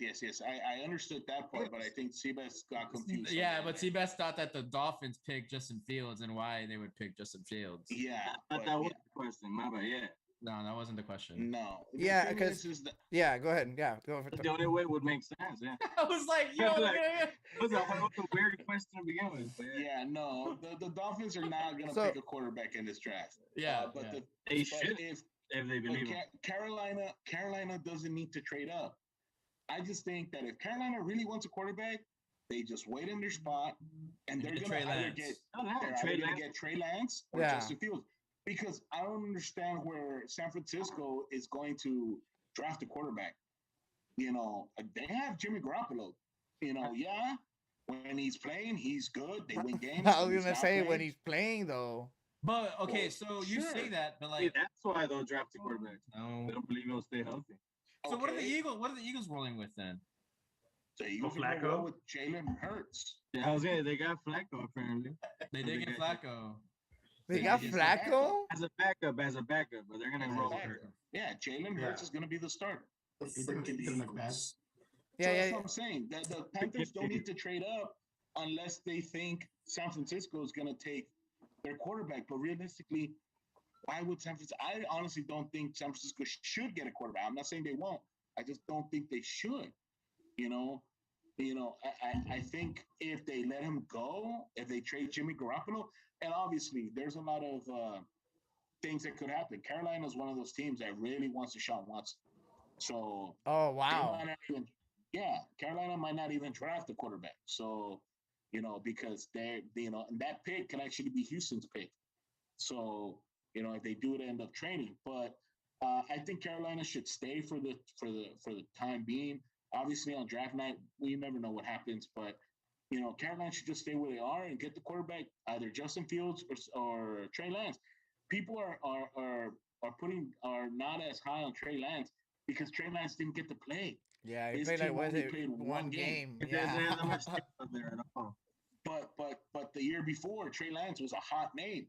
He was like, he's going to be one of the top names along with Trevor Lawrence and Justin Fields, and he is. But because he didn't have that exposure, now he's, like Seabass said, he doesn't have any hype. It doesn't mean just because he doesn't have hype doesn't mean he doesn't have the talent or the potential. Kyler Murray. So I mean, talking about like not having a lot of hype right now. Obviously, we're just talking about the Steelers. Yo. Eddie, what are they? What are they? Yo, what's going on, man? Yeah. Bro, Wait, Danny, who's your NFL team? I actually do not have an NFL team. That's what I only picked the ones I like. Yeah, I get you. Yeah, I only like. He was a Buccaneers fan last year, I think. Oh, Yeah, shit. exactly. Mitchell Mocha likes the What- Buccaneers. What were you? No, he hates the ones that jump ship. Actually, what were we gonna ask, Danny? So, I mean, yeah. So for I mean, the Steelers, what are they? How's their draft night look like? Running back. Running back, yeah. Offensive line. Offensive line and running back, whatever's best on the board by the time it's their turn. So whether it's O-line or running back, that's what they're going to go for. A lot of mock drafts have us getting a linebacker, but I think that's not the smartest. I mean, we always get linebackers, but I think this year's different. It's different. Well, It's different. My Steelers have drafted defensive player every year in the first round. So yeah, and this time around, Pouncey retired. Our O-line's older. Honestly, I love Villanueva, but he's already he's getting beat. For the young quick guys, he's a free agent. Yeah, and I don't think I think we need to draft a dude there and see what happens, because all the young and quick guys are beating that side, and I mean that's the blind side for Ben. We need to keep him upright. He can't move as much as he used to. So I think they're either going to go best, whatever's best, running back or O-line. Simple as that. Yeah, and obviously you still have the draft, a long way from there. So as the time kind of comes by, or as we get closer a little bit more to the draft, we'll get a little bit more in depth for it. We do have Coach Tosco, which he's our NFL insider. What does he know? Yes, Adrian, he knows everything. Yeah. He just does. He gets them texts. Yeah, dude, and them texts, watch out with them tweets.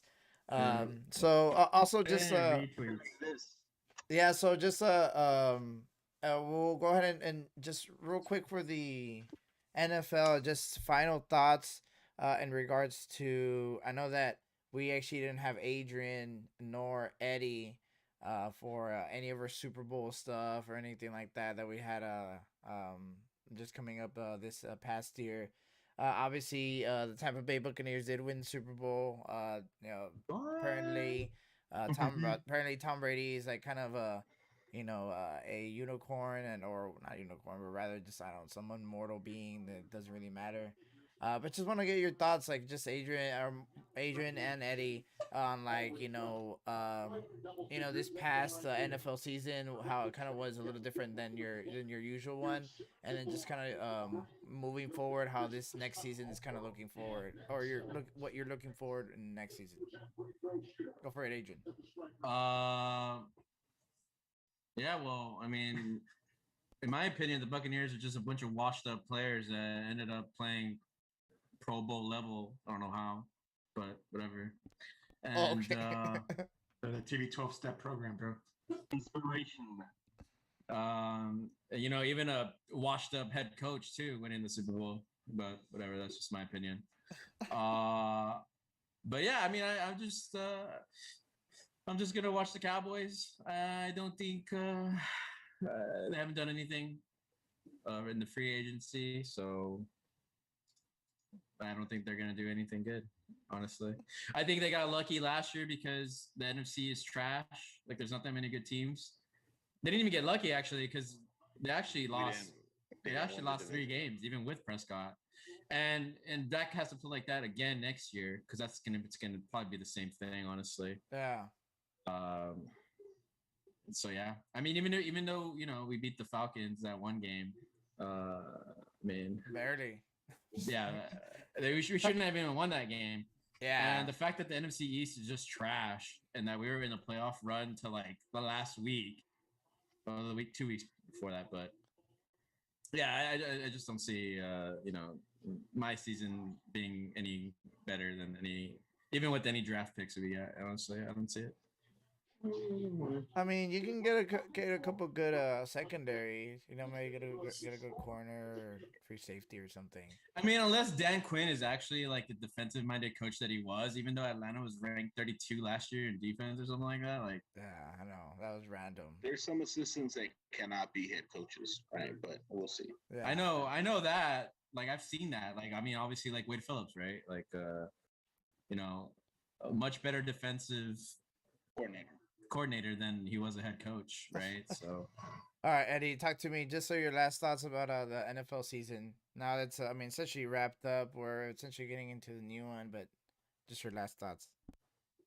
I mean, Tampa Bay, Tom Brady, you know, as much as it pains me, I think I wanted them to win just because I wanted to see that, you know, Tom Brady leaving and doing it with, like Adrian said, washed up players, like dudes that a year before were like out of the league. I thought that was kind of cool. Like I mentioned with the whole March Madness thing, it's kind of like the least expected teams. Like, sure, it was like a really good team before Tom Brady. Like they had solid players. It wasn't a nobody, but Tom Brady was literally granny shotting the football over to his receivers. like I said, I like entertainment, bro. I think, you know, it is what it is. I think with everything with COVID, it, you know, messed some things True. up. Honestly, I'm still mad about the whole Titans messing it up for us and getting our away game moved up, or like, you know, playing when we were supposed to have an away game. I think that threw off our whole preparation as well, because if you're preparing to have a bye week like in the middle of the season, but now you have it week 3, like now you have a long run, and as you said, we went 11-0, but then we sucked afterwards. We had injuries left and right, and I'm not blaming it all on that. I think, like I said, we were never 11-0 caliber team. You know, our record was better than what we were playing in some games, but it's a good argument actually, though. Next year, like I said, it's going to be interesting. Transition starting. We'll see, you know, what's going to happen. Unless Big Ben has like a stellar year and somehow it becomes like hey, Brady, I'm going to stay along with you guys and ball out for another 3 years, which I don't think so, the amount of injuries he's had. So I don't know. It's going to be interesting. See next year. I don't have a lot of hopes, like I said. It's a really strong division.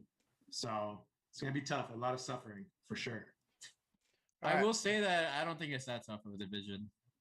That's just my opinion. I mean, compared to yours, I mean, it's pretty tough. I don't think AFC North is actually that hard to win. I'm just gonna say it. Why not? Who's the best team, Andrew? Well, for sure. The Browns. Don't say the Browns. I swear to God, you say the Browns, bro. The Browns are the best team in that division. They are the Browns in that division. Yes, they have a better. I mean, they have the running back, right? That's all they need. They have 2 running backs. They Like, have two solid backs. running backs. They have a solid defense. But solid. and a good defense. QB's okay. I hate QB. But it. the reason man. why I say it's not that great, why I don't believe in them is because of their QB, honestly, and I don't, and their offense as well. I think their receivers Baker? Yeah, Baker Mayfield. Yeah. You don't believe in Baker Mayfield? I do don't not. either. I do You not. traitor. You're a traitor. I'm not I he traded me. He went to Oklahoma, that piece of shit. I didn't fucking go to Oklahoma. I don't want to hear you talk about Tech anymore. You traitor. Nah, he catching betrayed feelings, me. He's like, I don't want to try out again because Mahomes is here, and he left. He became a little, you know, whatever, fucking left to Oklahoma. But yeah, I mean, I don't. Oh, and won the husband, but whatever. Worked out for him. He's in the NFL. So, Adrian, what division do you think is the toughest then? Easy. Shit. Not that one. Not the one that's The CSC. AFC South or whatever it is. Trash. Yeah. Nah. I know what's happening. You know, actually, I would say that the AFC South is probably the most even.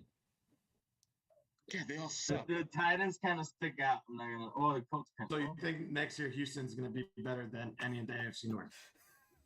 No. Nah. Okay. I would All right, say they're we're, even wait- because of those. we're wasting time Well, on nonsense here all because right. Anyway, the AFC Who North, are you?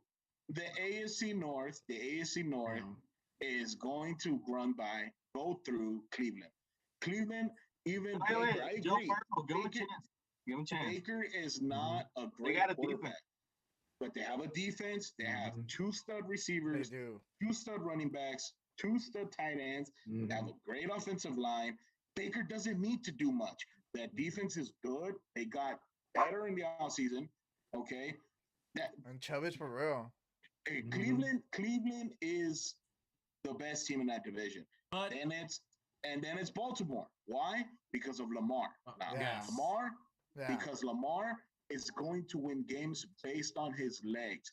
He's not a great quarterback. When it comes down to it in the playoffs, he's going to get beat when he goes up against the better teams. Okay? And that's what's been happening, right?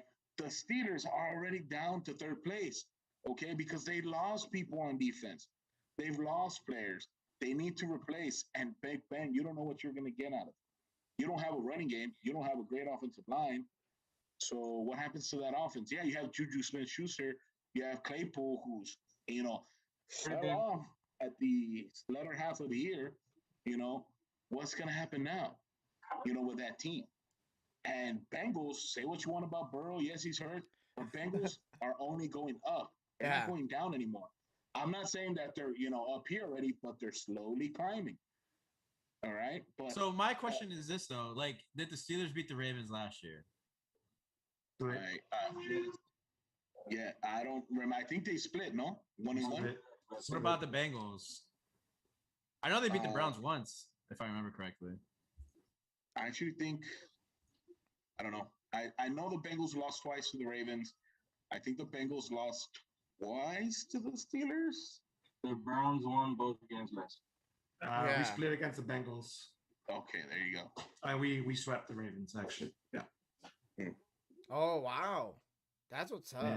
It's not wow because the AFC North it's overrated. We split the Bengals. Split the Bengals. Split the Browns. I'm not saying it's over. It's not overrated. I'm not denying that. All I'm saying it's probably the best Chiefs, Chargers, and the Raiders, right? No, that's not. It's the NFC West. That's the best division in football. Quarterback. And NFC West. It's the Rams, the Seahawks, the Cardinals, and the Niners. Why? Because they're all about competitive. Some are better than others, but they're all in the same level. The Cardinals may be a little bit lower than the Seahawks. The Niners may be a little bit lower than the Rams. The Cardinals. Sure. But they're all in that area where they're all competitive against each other. Every other division has a team that's way below the other. I think the NFC South actually will be a good division next year. Maybe, but Jameis is going to do it. And to what Seabass or what Eddie said earlier, Tampa Bay, they came out of nowhere. Tampa Bay's been good for years, but Tampa Bay had Jameis Winston. Yes, I know. Yeah. And that's the only reason why Tampa Bay hasn't won anything, because Jameis Winston turns over the ball 4 times a game. He throws 5 touchdowns, but he throws 4 picks. No, bro, got a good ratio. No entertainment, bro. He has good ratio, though. Dude, Brett Favre, Jameis Winston, same player, dude. How about that? I don't know about that, but how about that? Aren't telling the way different. All right, guys, we're gonna go ahead and move on into our rapid fire. No, into our soccer talk real quick. We're going to talk UEFA Champions League. So it is the quarterfinals already. So we are getting towards our final 2. Wait, is it really quarterfinals? Yeah. Yes. Like 1 of 2.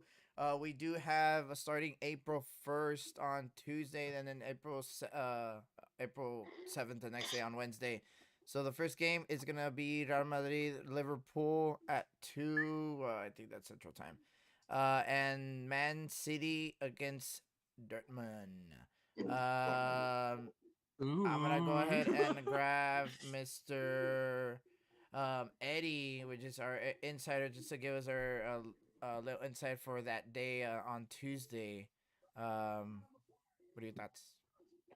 For sure, and we'll chime in right now, Tosco and Adrian, and Seabass. We'll talk a little bit more in detail because I do want to talk about all the games. But Tuesday we got Real Madrid, Liverpool, so rematch from 3 years ago, final revenge season for us. It's not the strongest. What? For who? For Liverpool, we lost against Real Madrid 3 years ago in the final. We won it 2 years ago.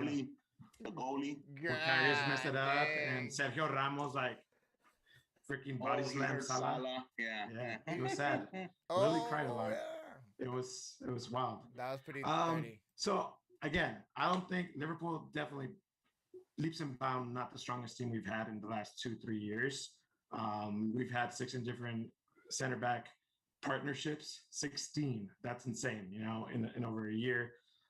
But Real Madrid at the same time, they're not at their peak either. So I expect a lot of goals.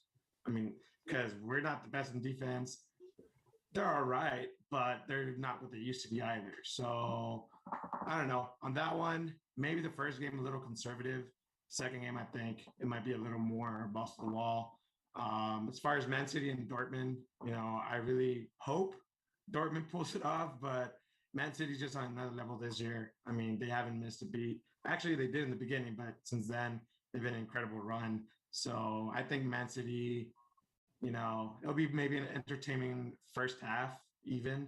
And then it'll be like, once Man City, if they go up, it's just going to be like counter goal, in my opinion. I'm hoping, Haaland puts up a show. It's rumored he might go to Man City. He could go to Real Madrid. So I don't know. I think he's going to wherever the money's at, obviously. And I don't know are you doing LSU or something over there? What are you doing, Tosco? The U, baby. Man, you. Oh my Oh, shit. He's going Bye. Sheffield United. Okay. Can we get this guy off the video? Yeah. So I don't know. It's going to be interesting. And just a little breakdown to go from above.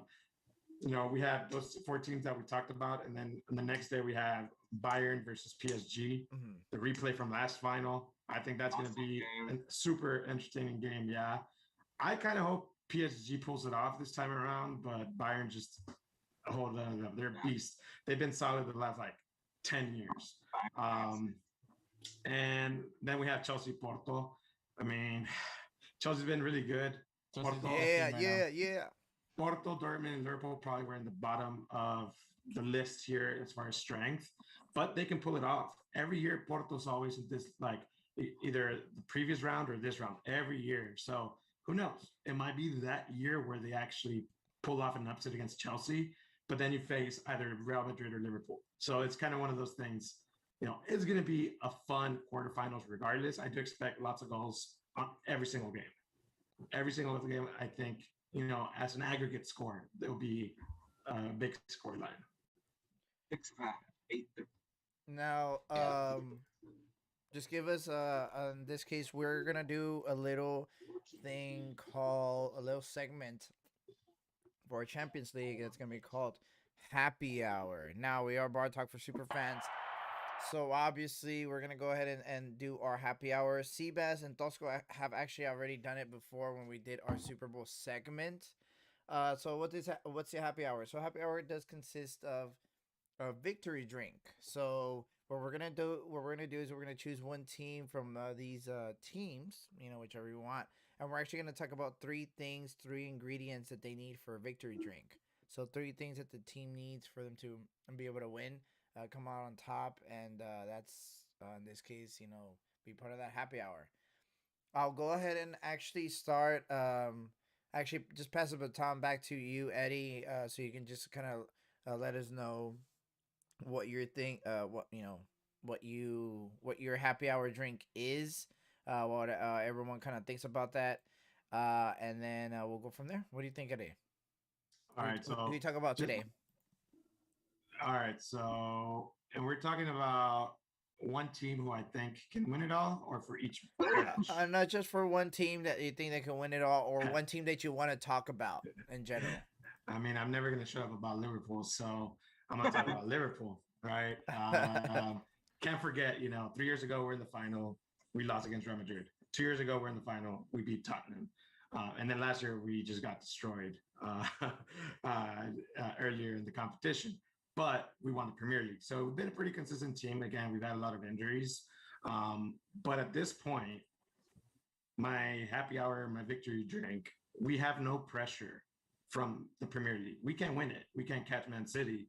There's no pressure on, having to keep up and having to play your best players every other 3 days, every 3 days, and just getting tired. So they have the advantage, whereas Real Madrid, they're competing still with Barcelona. So they still have their league to kind of keep an eye on. It's not decided over there, whereas over here we can't catch Man City. So again, it's going to be for them to focus on playing a perfect game, because Real Madrid, they can counter us any precise counter, they'll score. So we just have to be a very focused and organized game. It's going to start, with actually the midfielding. If they control the game and the tempo, that's going to help out the center backs not feel a lot of pressure. And at the same time, it's going to make sure that, we have Mane and Salah not dropping back too deep. They'll be able to keep the team and spread it across the field. So our, victory drink, happy hour drink, it's going to be focus, organization, and just controlling the midfield. There we go. That sounds pretty good. That sounds like a pretty good drink. I'm going to pass it along to Dosco. What do you think, bro? Coach? I agree with Eddie in the sense that Liverpool doesn't have the pressure of winning, but they have to make the top four, or else they won't be in the Champions League next year, or unless they win it. Gotta win it and all, and then they're automatically in. But they don't have to worry about that because I guess he means because there's no pressure because the spread on the table is like it's very close. Right. No, you're right. It is close, but there's teams there that don't have the problems that Liverpool has. Mm-hmm. Teams that Liverpool already lost to and are behind in goal differential. So, yeah, he's right. They don't have the pressure of winning it, but they still have the pressure of making the top four. Absolutely. Yeah. And now Real Madrid, they have the pressure of trying to win their league. You're right. But at the same time, I think that Real Madrid right now, I don't think they're a great team. They do have the talent. They do have, some of the best young players also. But I think Real Madrid needs to put the pressure and needs to be on top of Liverpool. And Eddie's right. The things that Liverpool needs, I think Real Madrid can expose with Vinicius and Lucas Vasquez and Isco and even Asensio. So they can go into those. You forgot one of the guys. You forgot a name. Sorry. Who? I think his name. Okay. You didn't. Okay. Don't worry about it. He'll be there because he doesn't run. So Benzema will just be up there. So he'll be there. And the thing is I'm glad he brought it up because Benzema still scores goals, and he needs that defender, that center back needs to be on his shoulder at all times because Benzema will put it in. He's gonna put it in. If you give it to him, there's nobody there. He's gonna put it in the net. Yep. And the thing is, that's an excellent point because you give him an inch and he's gonna shoot it from outside the box and score. So, and then you're coming up against a young center back with not that much experience in the big games, and another young guy that's just came onto the team a month and a half ago. So, yeah, we're going to be exposed. They have the tools to expose us, which I think is speed and counterattacks. So it's going to be tough. Just as much as we can hurt them, they can hurt us. So, I said, we're going to have a perfect game.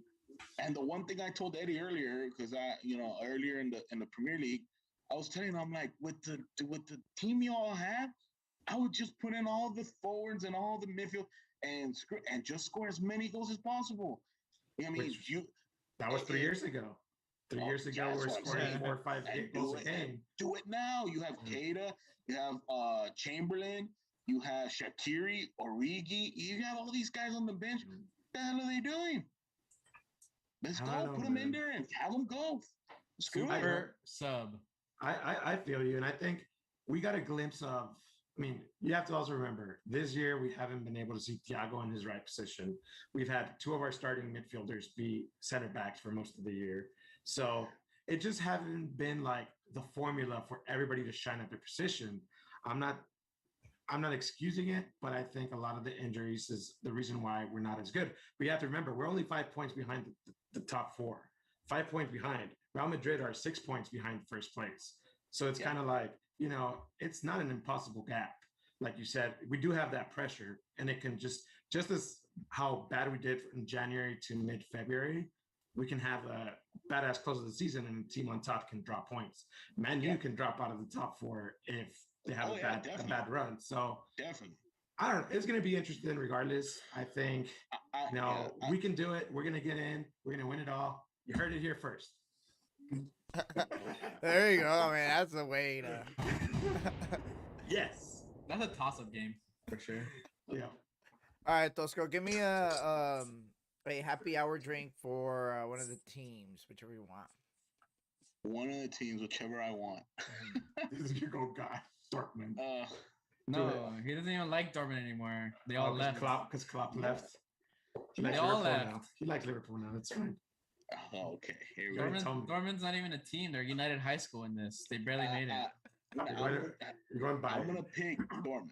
Dortmund. All right. So the reason why I'm gonna pick Dortmund is because obviously they're gonna be the underdog to Man City, right? Man City has the better team, hands down, right?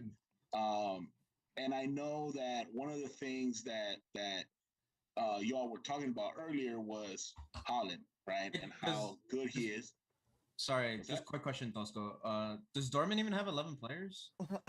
Yeah, they do. I don't know them all, but they do. I wonder if Marco Reus is still there. Oh, he's the captain, buddy. I know he's still there. Hey, I love that loyalty. Of course. Loyalty, more like he can't go anywhere else. Oh, yes, he can. The thing is that Dortmund defensively, they got back Hummels. They had Emery Can, former Liverpool.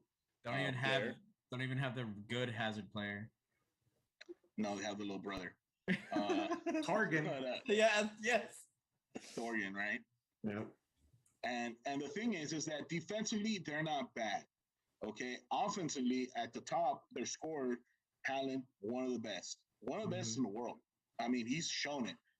Coming up, he's one of the best scorers that there is on this planet. And the thing is, though, is that midfield lacks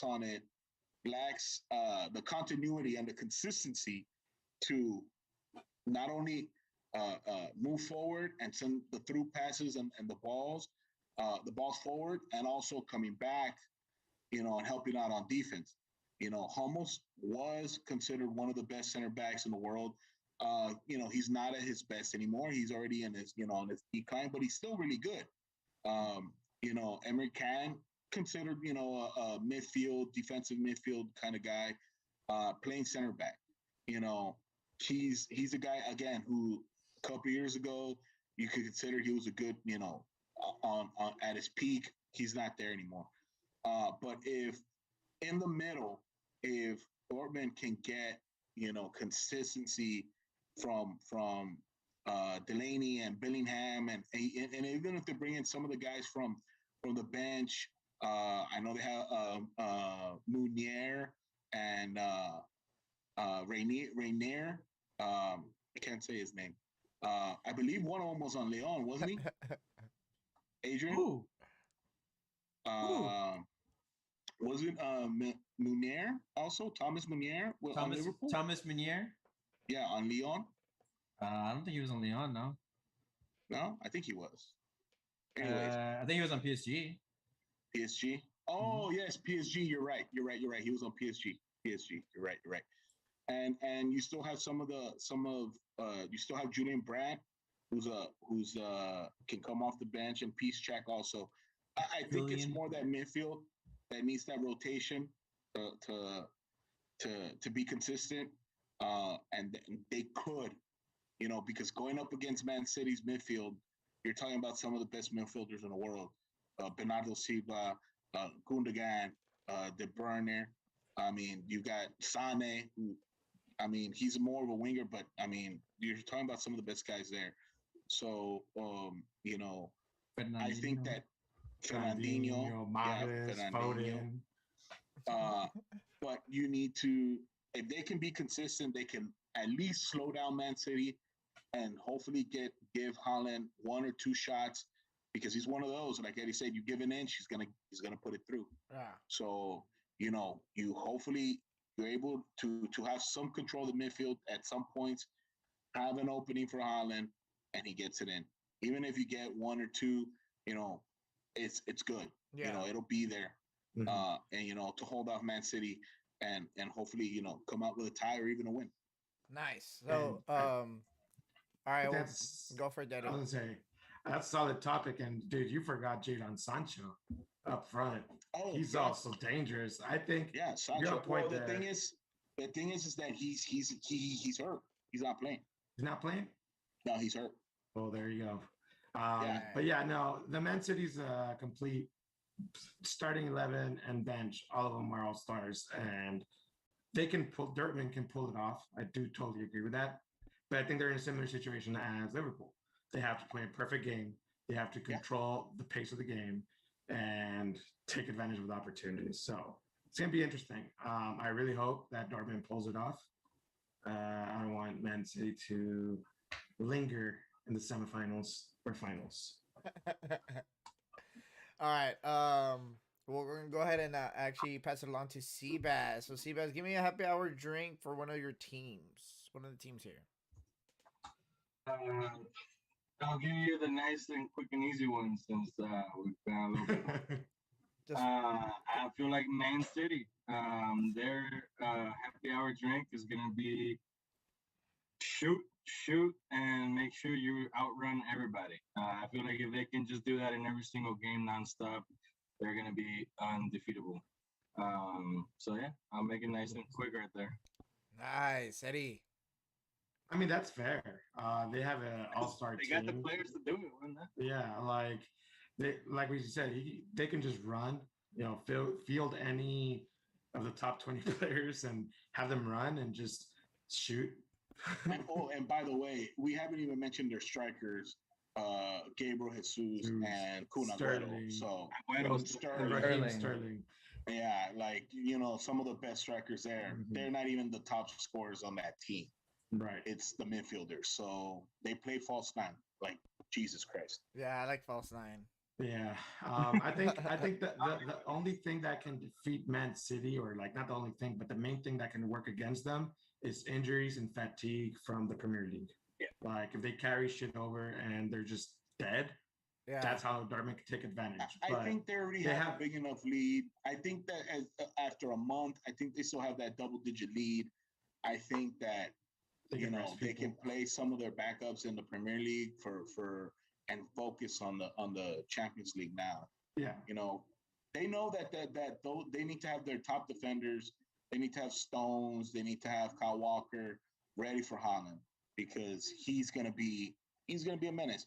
I can say the same thing of Marco Reus, but the thing is that he's not what he used to be. He's already older. Yeah. But he can facilitate. I was like, he can still shoot though. Balls. Yeah, he can still shoot. He's a great shooter from afar. But he's still kind of quick. And if he could get those balls to Haaland, and if they had Sancho, then that'd be a different story. Now we're talking about two really good scorers, but Sancho's hurt. So yeah, I didn't know that. All right, Danny, before we digress, did you all see Mexico's third kit? That pink and black jersey? Really? I haven't seen it. I have not seen it. I love a national team trying to incorporate their heritage and their culture into a kit. But if you're gonna do it, just do the old school Aztec, calendar. Yes, jersey. Bro.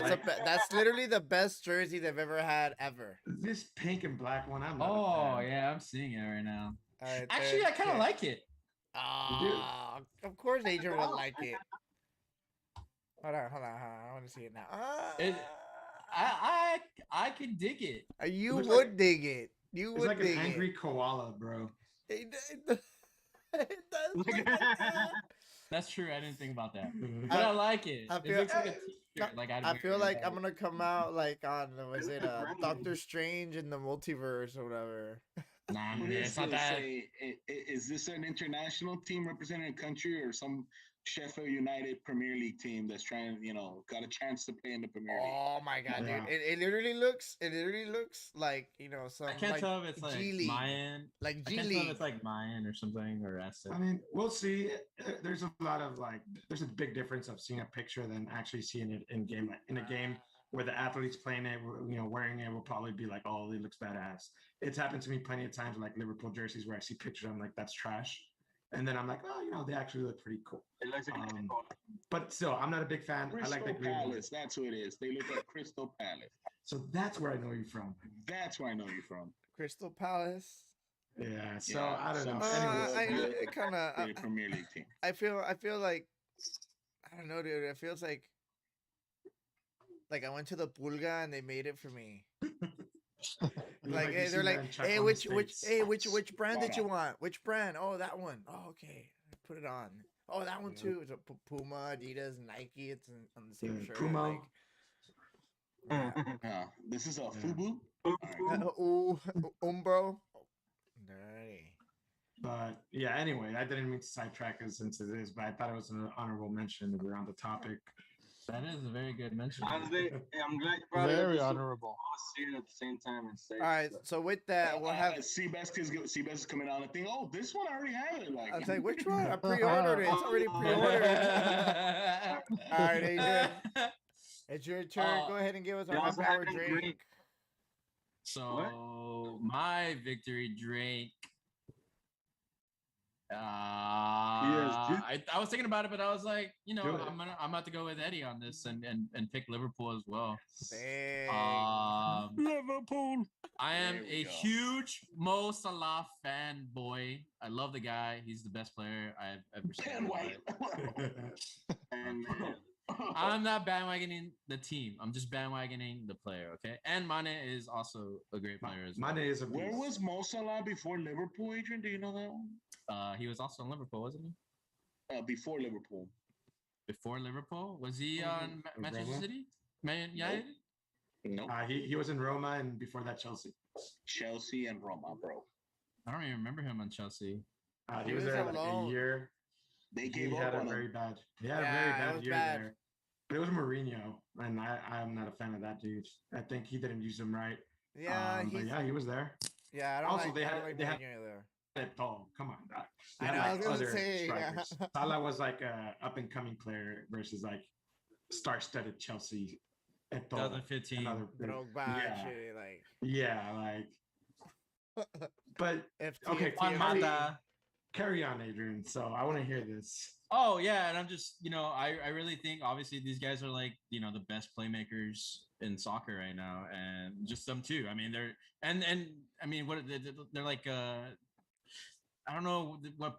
I mean, they can be forwards and they can be wingers. It's like, I Mhm. guess like a really weird. They have a really good flex position on that, but yeah, I really like them up front, and I think Liverpool can be aggressive, right? Like three forward, like something crazy like that could happen for sure. They definitely have the numbers for it. I think that they should put Robertson and Alexander Arnold, put them as your center backs on the left and right side, and then put two wingers playing backs, left backs and right backs, and they come up, and you have your two best defenders back there anyways. You have Wijnaldum and you have Fabinho, and Thiago just there as defensive midfield. Yep. You have two extra guys coming up from the wings anyways. Might as well. I think we can totally do something like that if we go down in the tie, and in the second game it's like, let's just go all out. But I don't think And also, Klopp yeah. is going to go that aggressive in the first one. Well, I think No. they trust Mo and they trust Mane. Like Adrian said, very versatile. versatile. Versatile, yeah. Yes. Yeah. They're strong. They're fast. They can shoot. They can defend. So I think we just need to capitalize on their mistakes.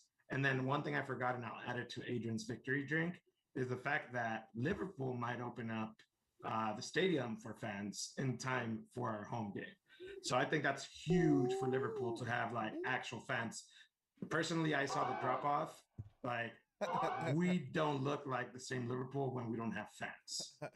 And then just throw in Shaqiri like for the fun, And Sheridan, yeah, man. So I don't know. I agree with you, Adrian, though. I really think they just have the capability to win that game. And again, like Real Madrid is like, obviously a really good team. But yeah, they don't have Hazard right now. I think he's still hurt. Hazard hasn't been a thing there He's since he been- got there. He's been hurt every year. But Hurt I know what you're saying. overweight. He's also been Yeah. overweight. And also, I mean, yeah, I really am a fan of Benzema and all that, and who else is Ramos is still on that team too, right? Yeah, he is. Yeah. I mean, his last year. And the thing is Bale that is Real coming back Madrid- next year. Real Madrid is still good. Like they still have good players, but they're not that team that has that star that brings them all together. And like they have Toni Kroos, they still have Luka Modric. Luka Modric, that's it. Yeah, but like they're But they're old. That's what I'm saying. They're older. They don't have that. Vinicius was supposed to be the next great Real Madrid star, and he still hasn't, blossomed into what he should be. And on top of that, they do have injuries. Real Madrid is going into the game, with less players on their bench than any other team. They have so many injuries, but the talent's still there, and it's still like, why are they not performing? So I do think it's going to be a toss-up. I think it's a toss-up because Liverpool has no defense, and Real Madrid is not consistent enough. But it could go either way. I think as corny, or I don't know what the word is, as this is going to sound, but whoever plays and has the most chemistry that day or both games is the one who's going to win. Because I agree. If Real Madrid is playing on fire, like they can really do damage. Whereas we're the same way. So it's going to be up to whoever comes into the matches ready to play, and they're not doing mistakes. They're not doing sloppy passes. But I think that's going to be the entertaining part about it, that it's a toss-up. There's no clear who's going to take it. Yeah, and then just obviously Champions League is obviously our favorite time of the year. Just it is there's the World Cup, right? But that's only like every 4 years. That's next year. It is next year. But obviously Champions League is I don't know. I feel like it's like it truly is the best of the best. And it just really showcases. Europe and all that. Liga, I think, but really, just it really is like talent worldwide. I just want to say, because you said it's the best of the best, but I feel like this year, it skipped a generation. Well, and you gotta realize, COVID happened, bro. Like we essentially, yes, it did. A lot of things kind of really like set back on that, like because there's like rotations or stuff that's like that is just kind of set. Gears that are already set. You have your younglings, and then you go into the school academy, and then you get into the minors, and you get to the big team, like in Europe and stuff like that. But like all that stuff was like really disrupted because of COVID and the pandemic and all that stuff. So a lot of systems were disrupted. I think like we just talked about the NCAA tournament earlier. We have like a 15 seed in the Sweet 16. I think we had one last year, but like a lot of these upsets and stuff from these teams we've never heard before. A lot of again, I don't want to blame it just like on with the pandemic going on, but it just kind of gives us an opportunity to like essentially taste something different, something a little bit more fresh, if you will. Even though these teams aren't, the best of the best, sir. So and yeah, I just want to say that the reason why I say that it's this year is not the, like, in my opinion, would be like, the best of the best or whatever. It's obviously because it relies on whatever standings were from last year. Yeah, is all I meant. And I think that like true that like a lot of good teams like Manchester United right now would probably take it. Probably. Toso says no, but I think they would. They'd be a contender for sure. No, but okay. Okay, I understand what you're saying, Adrian, and to some degree, I agree. But you still have the best of the best teams here: Man City, Liverpool, Real Madrid, Bayern Munich, PSG. We're talking about the top teams in every of the best leagues. So it didn't really skip a generation. We can say, oh, Barcelona's not here, or Atletico, sure, but not every team makes it every year. You look at the Premier League. We have so many teams that go into this tournament. By the time it gets to the quarterfinals, there's only one or two. Yeah. The Arsenals are out, the Man U's are out, or the the whatever, Chelsea's. Tottenham, the Chelseas are out, whatever the case may be. this year we have 3 because it's stronger, right?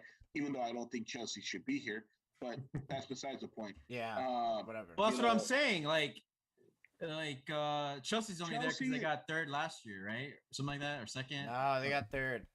They got third, but the thing is that look, Chelsea's still in the top. Chelsea's still in the top 4 this year. Like they're there. Yeah. The thing is that the way they're playing this year is what I mean. The way they're playing is horrible. No, it's not.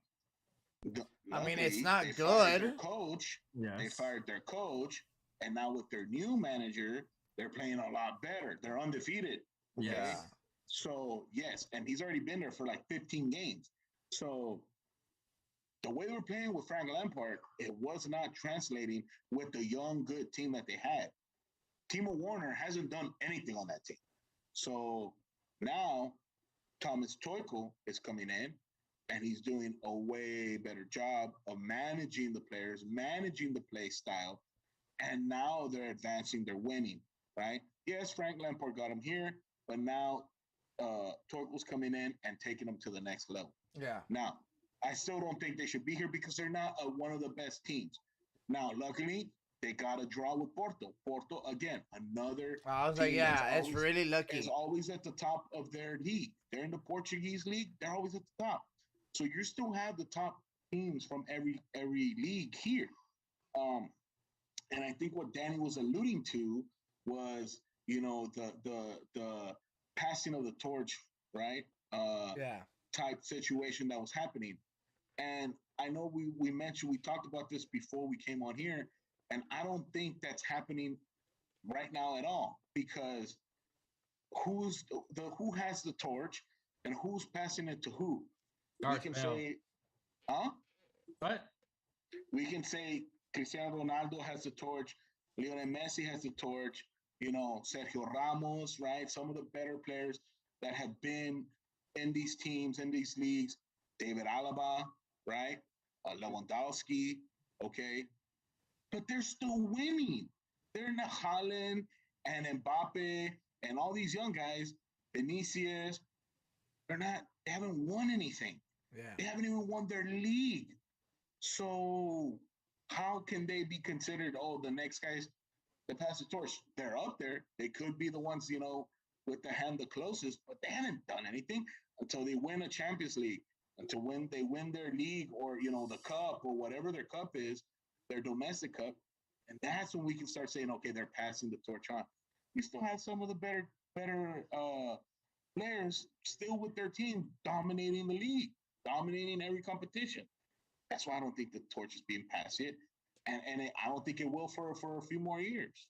Well, I don't see any of those players you named in the quarterfinals of Champions League. So, oh, sure, okay, yeah, you're right. Because Cristiano Ronaldo went to Juventus, and it's been horrible. Yeah. And Messi lost with Barcelona because Barcelona is not a good team this year. Okay, They got Coutinho though. Another useless guy. But yeah, you're right. Those teams are not here. Those players are not here. But Man City is going to win. Man City has Sterling and De Bruyne. I don't think that those guys you can say are the ones that are getting the torch because they've already been here for a long time. These guys are already older. They're so in Man City, in Bayern, you still have Lewandowski. You still have Thomas Mueller still there. Yeah. You still have Boateng. You still have Alaba. Like, you still have these guys there. You still have in Liverpool. I mean, Liverpool's been a team that's been good for the last 4 or 5 years. Yeah. And sure, you can say maybe it's passing it on to Salah or passing it on to Mane. But realistically, the one player that it could pass it on to is Virgil van Dijk. Oh, yeah. But Virgil van Dijk is hurt. Last year he had a really good year. The year before he had he's considered the best center back in the world. Now with the injury, how's he going to come back? Yeah. Is he still going to be the best? I'm not saying he's not, but we don't know. Yeah.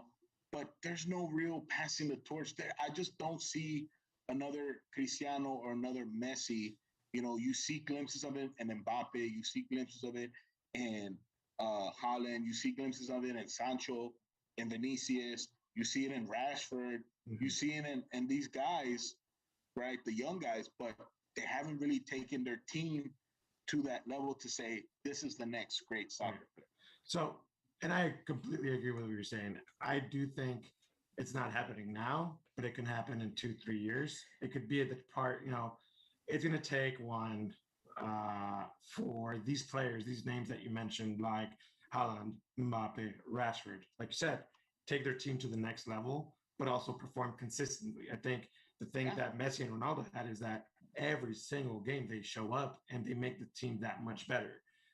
Whereas you have spells for some players where either they disappear or the team is just not as good. So it's going to take a couple things. I'm not going to take away from Messi and Cristiano, but also just for that, adding on to that point, they had the team around great teams. Exactly. So that was going to be my next point. It's not only going to take personal performances, but it's also going to take transfers. He's going to take Haaland going to Real Madrid, Mbappe going to Barcelona, and surrounding him with all-stars, and then being the glue for that team. So it's going to a lot of parts in motion for the torch to be passed. But there's names up there, but there's really no clear person. I do like the name of Mbappe, but again, he's in PSG. And I don't like the French league. I don't think it's the strongest. No, it's not. And, they win it's it the second. year. It's the second strongest. Yeah, you're right. Yeah. He has players. He has a team around Liga MX, and then you go to the League One. Okay. No, but Mbappe has a team around him. He's had a team around him. Yeah, he has true some that. of the better players. Neymar. And they still can't do it. Neymar is supposed to be the guy that's supposed to get the torch. And yeah, he's good. He's scoring whatever. But you're in the French league. Like that's not the most competitive. You only have one, maybe two other teams contending versus PSG. And so realistically, they don't have the competition there. They're gonna win the league. They're gonna win the cup. And they're gonna make it to the Champions League. And now we see what they do there. And every year they're always out. It's to your point. The last 10 years when they face a real team, you got Premier League, Spanish League, and the German League. And then you could also include the Italian League. To me, those are like the four top strongest because they have a lot more teams that are strong. Where, the French League is competitive. I'm not saying it's not competitive. But PSG with that team is almost always dominating. Yeah. But when they face a Bayern, they face a Man City, they face Liverpool, like that's when you start seeing like they're not that superior. Yeah. And that could be because they play that lesser competition. They play those teams that they know they're going to dominate. They go up against Barcelona and they're like, whoa, like this is a different kind of athlete, than they're used to seeing because they don't, those other teams don't get those top transfers. I mean, dude, PSG Montpellier is one of the most competitive games I ever saw this year. Montpellier.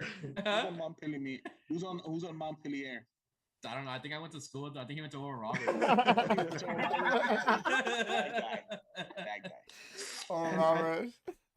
And Tosco, I think you brought a great point.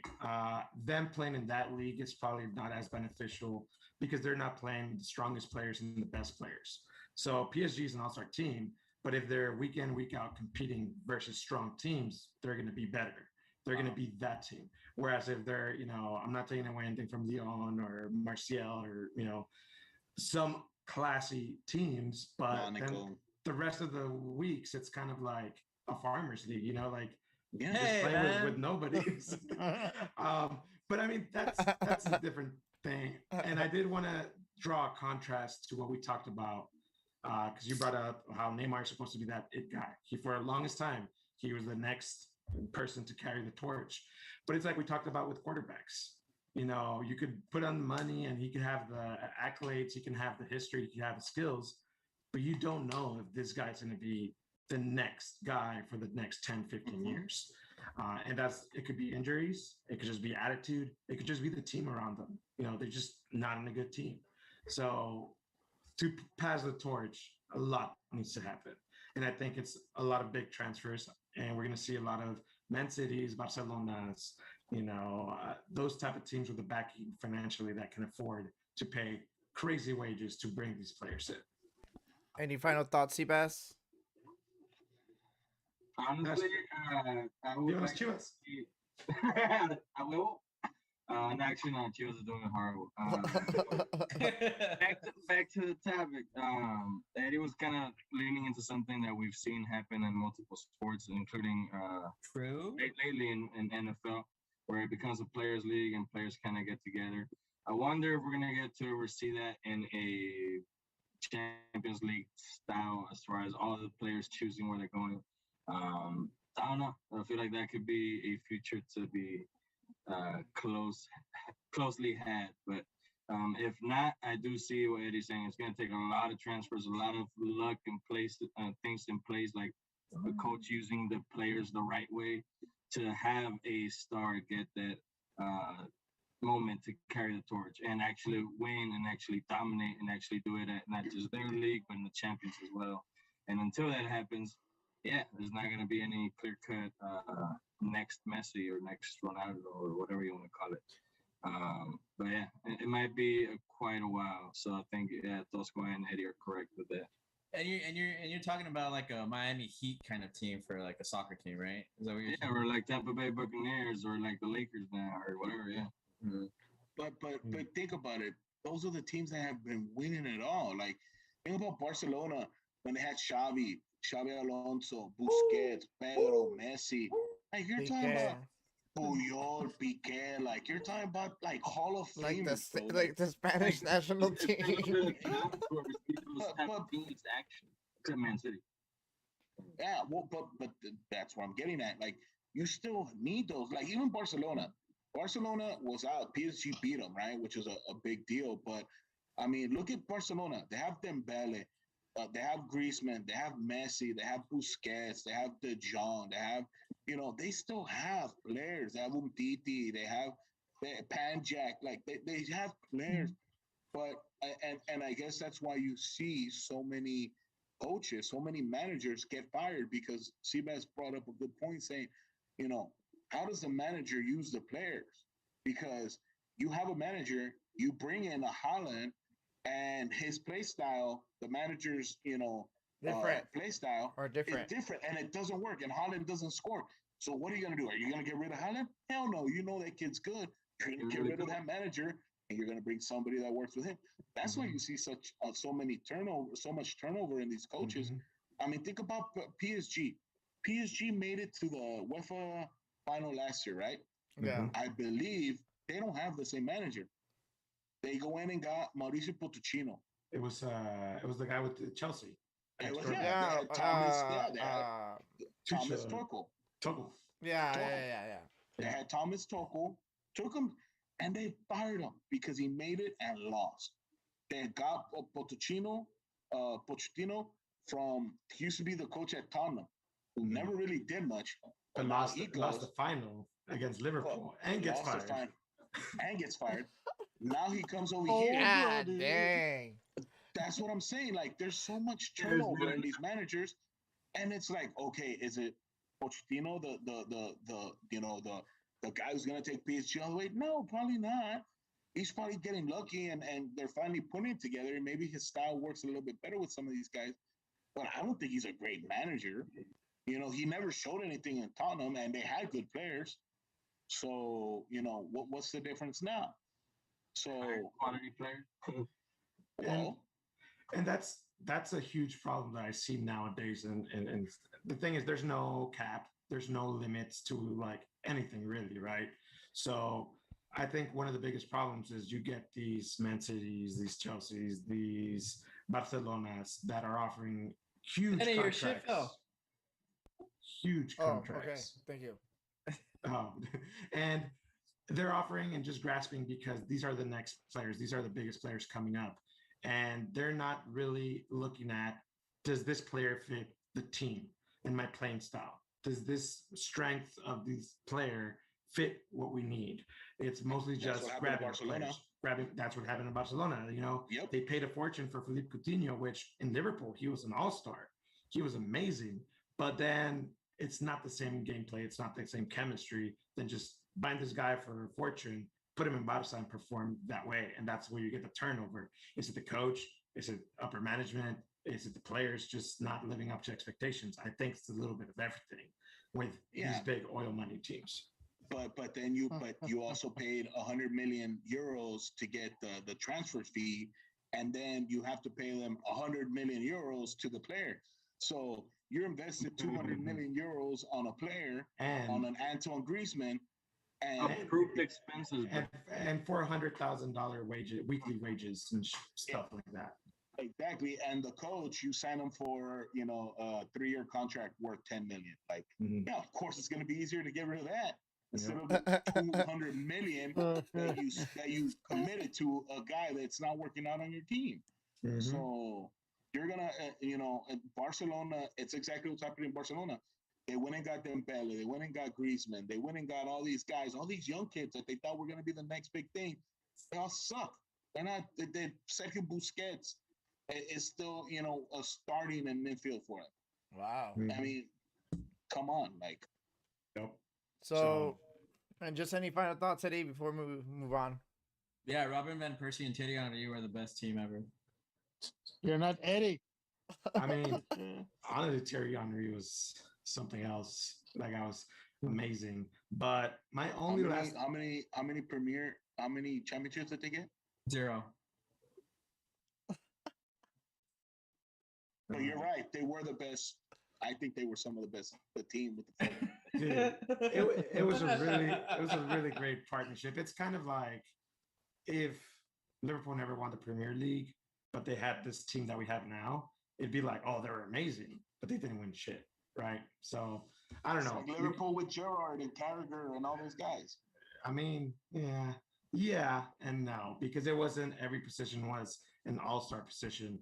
You had maybe Jamie Carragher, Steven Gerrard, Fernando Torres, or Suarez. But yeah, then you had a Skirtle or you had Dejan Lovren. And when Klopp got there 5 years ago, that's what we had. We had a couple good players and a bunch of average players, and it's been working out. But I'm getting distracted. Besides the point. Final thoughts on Champions League. I don't know. It's going to be entertaining.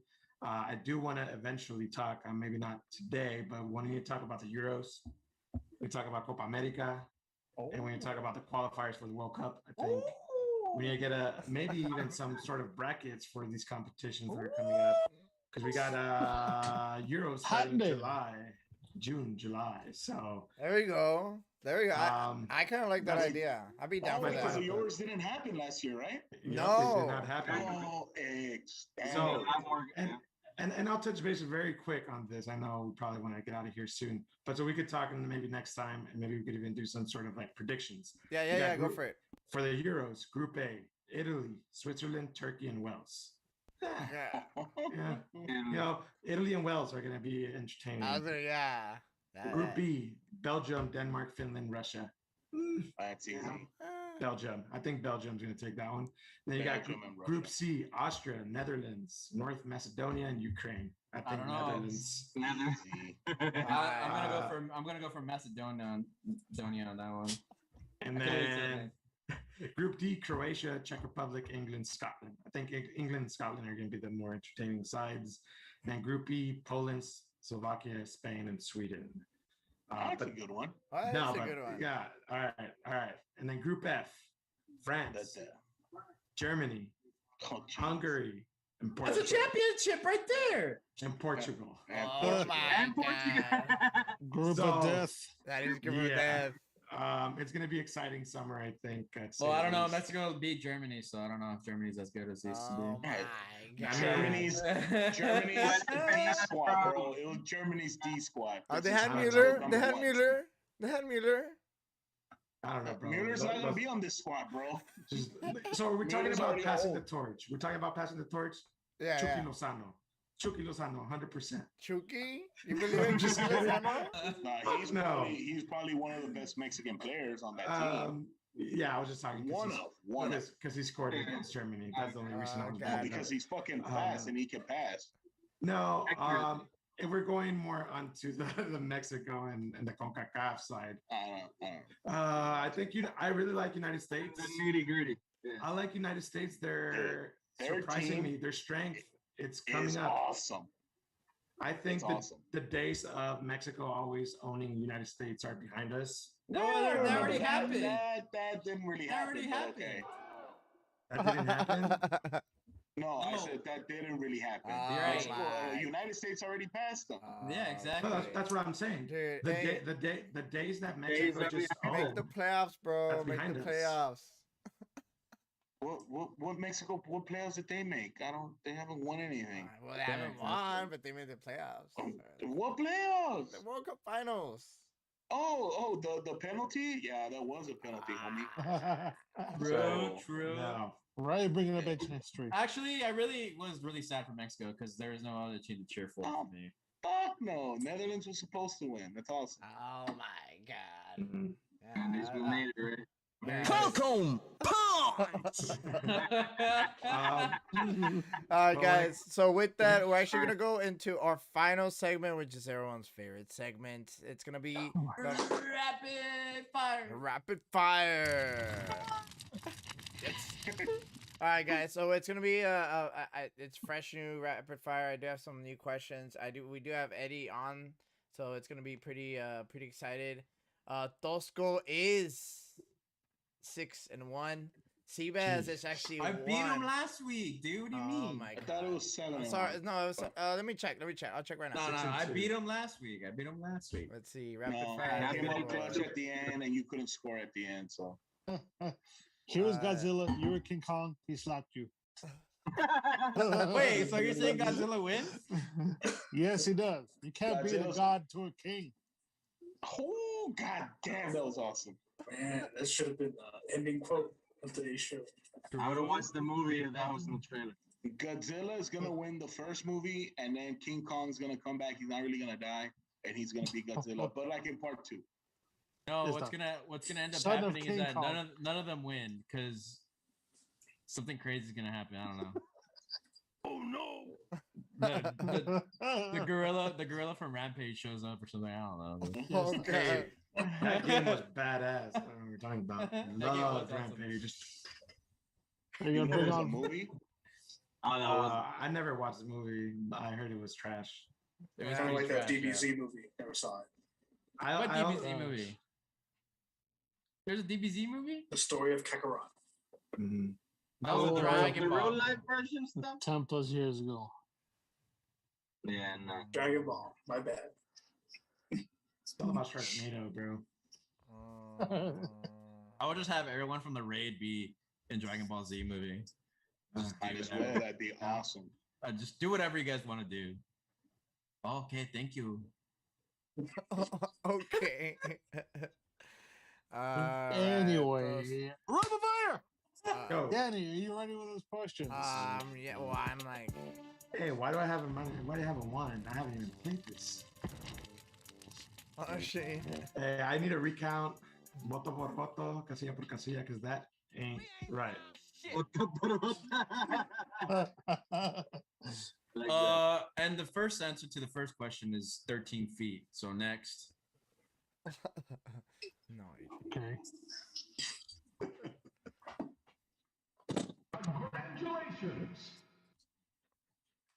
What was the question last time? 2 feet in NFL, 1 foot in college. I'm 1 in how many 5 feet in then. high school. And I was like, Didn't play last week. No No feed. All right, who's gonna go first? All right. So technically, We always let our current champion decide if he wants to continue or pass the baton to somebody else. I Yeah. don't know why he's winning because he sucks, dude. So why haven't you beat him? Because he had easy questions like, Oh, okay. what's the score in tennis? Or, What what color the- is a golf ball? what At night. what's the name of the stadium that the Rams play at? Or something like, I don't know. He got all these easy ones. That's not the easiest, but I I was like, I I don't even know. I think I go it's quick wild. to get that one. I think it's just called LA Stadium actually. It's SoFi Stadium. So fine. Okay. I don't know. All right. It's the Mortgage only one that loan costs company. $2 billion. What is the name of the Steelers stadium? That's what he got. He got that. Field. Yeah, that's what you got. Easy. I see. All right. Easy. Cool. Where do the Eagles play? Lincoln Financial. No, I meant like Can I Google? state or city. No Google. Wait, is even though- Pittsburgh? Is You Yeah, guys being Google, everything. but that's fine. I mean, you It's can Google it if you Pittsburgh want, but and- it's gonna take Is a while. Pittsburgh and Pittsburgh? Philadelphia together? I don't know. Is it? Is it? They're in opposite ends of Pennsylvania. Pittsburgh, go. Damn it, Eddie, you Pennsylvania. didn't know that. I didn't know that. Man, It's like That's- East scratch that question. That's West crazy. Pennsylvania. I thought Pittsburgh was like in Ohio or something. They are. It's Western Will be. Pennsylvania. All right. Yes. Is it really? yes, All right, guys. So yes. we're gonna go ahead and finish up our show for today with a little bit of some rapid fire. We do have Eddie on our team for today and it's gonna be all-time records for rapid fire. We do have Tosco at 6-1-0. Go ahead and give it out for our current champion, Tosco. Coach Tosco.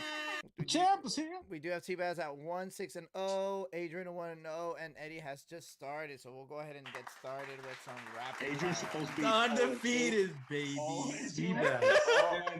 1 and 5. Oh yeah, hold on. He is Adrian 0-2, Seabass 1-5. Hey, let me just say And this. technically, I won some, but it was like many moons ago. Let me just say this. So This is the only thing. Tosco's really excited about this because it's the only thing he's good at. oh, I'm good at a lot of things. Yeah, I don't know about that. All right, guys, we're gonna go ahead and do So you're not excited about this. Let me see you. Never mind. Why be excited if I know I'm gonna win? All right, we're gonna go ahead and start our rapid fire. So our rapid fire is as following. So we do get a multidisciplinary sport question, meaning it'll be a question from any sport. What's 5 times 5, Tosco? In this case, you'll get 1 minute to answer as many questions as you can. If you don't want to answer the question, you can just say pass, and then we'll just kind of follow with the next Pass. one. As you can see, Adrian You has never sing a lot of has passes. a perfect strategy going on over here. Yes, I do. So Yes, I do. I'm norm- not like Tosco. Name 38 teams that have mascots. I was off by 1. I got 15 or 16. all right, so we'll actually we are gonna give the baton to Tosco. So Coach. you do choose Tosco whether to start or get any of the other 3 Take it or leave contestants. Start. We're gonna go ahead and start with Eddie. No. I wanted to know how it works. Baptism by All fire. right, Yeah, all right, yeah. all Why right, do you? all right. True, you baptism by fire him. It's fine. I'll have to dethrone him. All right, so Let's go. The clock Alexa. starts at the end of the question. Exactly. Use it, dude. Because some of these are like crazy. Like he's gonna ask you like, who didn't shave their mustache in 1971 bowl game against Dan Marino.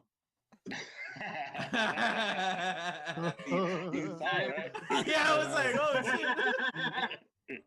What's up, Danny? all right, Bring it. all right. Here we go. So the timer does start after I do finish the first question. And it's asking you. Ready, set, and go. Let's start with some rapid fire. Which country has gone to 3 World Cup finals but has never won? Argentina. Incorrect. No. Who did Appalachian State upset at the beginning Pass. of the 08 season? Pass. Who is the all-time scoring leader in the NBA? Michael Jordan. Pass. No, that's wrong. I What- thought you said these were new questions. What coach was with the fastest ejection of the NBA history? Pass. I don't know anything basketball, dude. Just pass all those. Let's Soccer, see. bro. About to guess. In soccer, why is it known as a pitch rather than a field? Ooh, I want to know that. Uh, No, pass. the acronym FIFA is in what language? English. Incorrect. What is a group of death? What does the group of death refer to? A group of what? The group of death. Death. What does it refer to? I mean, like the hardest group in the tournament. Okay, yeah, I'll give it to you. Ding ding ding. Which country characterized the tiki taka style of play? South Africa. No, wait. Spain. I heard I'll waka give it, waka, I'll bro. give it to him. I'll give it to him. That was his last question. The last question. I went to which Waka World Cup waka. had waka waka. You got all the soccer questions and you got them all wrong, dude. Come on. Oh man. FIFA's in French, bro. In French? Yes, Yes. the Hey, French. so why do they call I it a mean- pitch, bro? Well, Yeah, that's true. they call it a pitch because due to the slope on most fields, which is the reason why teams switch at half. So Yeah. like sometimes like in England or whatever, like a lot of the fields were like sloped. So you would switch at halftime, so every team would get like the advantage or whatever. Like a pitching mound. Yeah, so that's why I call it a Yeah, pitch. something like that. Damn. Yeah. That was Very harder than good. I expected, Yeah. but You, at least you I got two one. correct. No, You yeah. got So two I correct. gave him some old questions just because I want to make sure I have enough for like everyone. or Get them whatever. warmed yeah. up. Yeah, get them warmed Okay. up. Okay. Yeah. I feel I need to go round 2 at the end. But All right, Well, if there's a round 2, you're Go for- definitely go gonna get it. Go for it. Yeah. Go for it. Who's next? I don't See know. that. Let's I'll go choose. with I'll choose. Seabass. I'll all choose. right, Eddie, Yeah, Eddie, choose. Go for it. I just went. Eddie, you pick.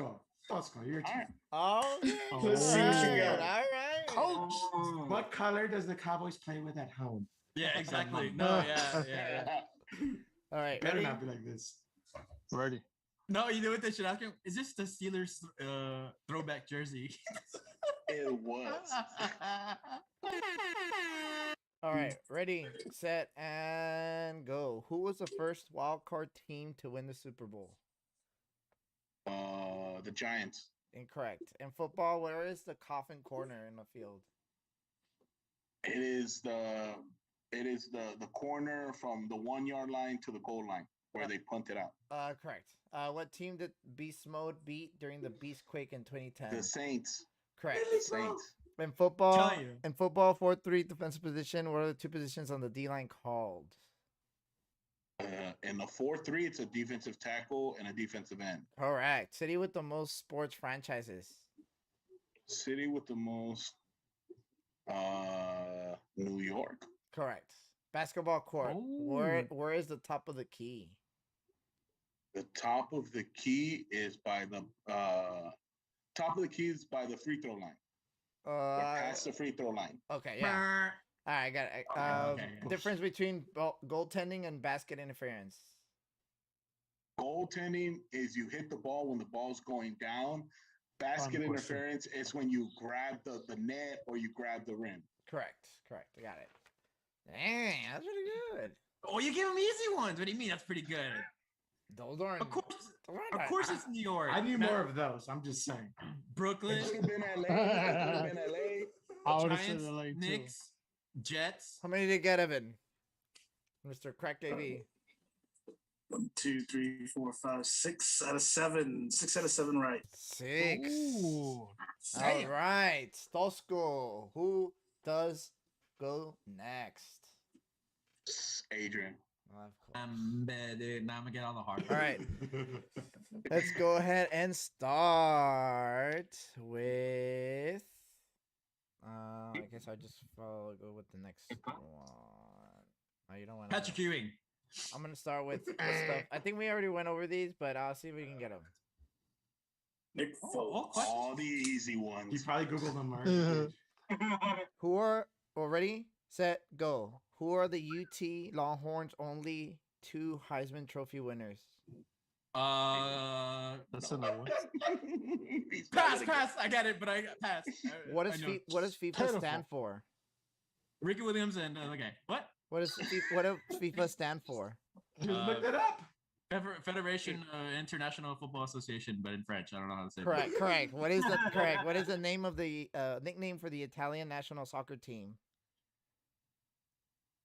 Mario's. I don't know, bro. Next pass. Club with the most championship league titles. Championship League titles.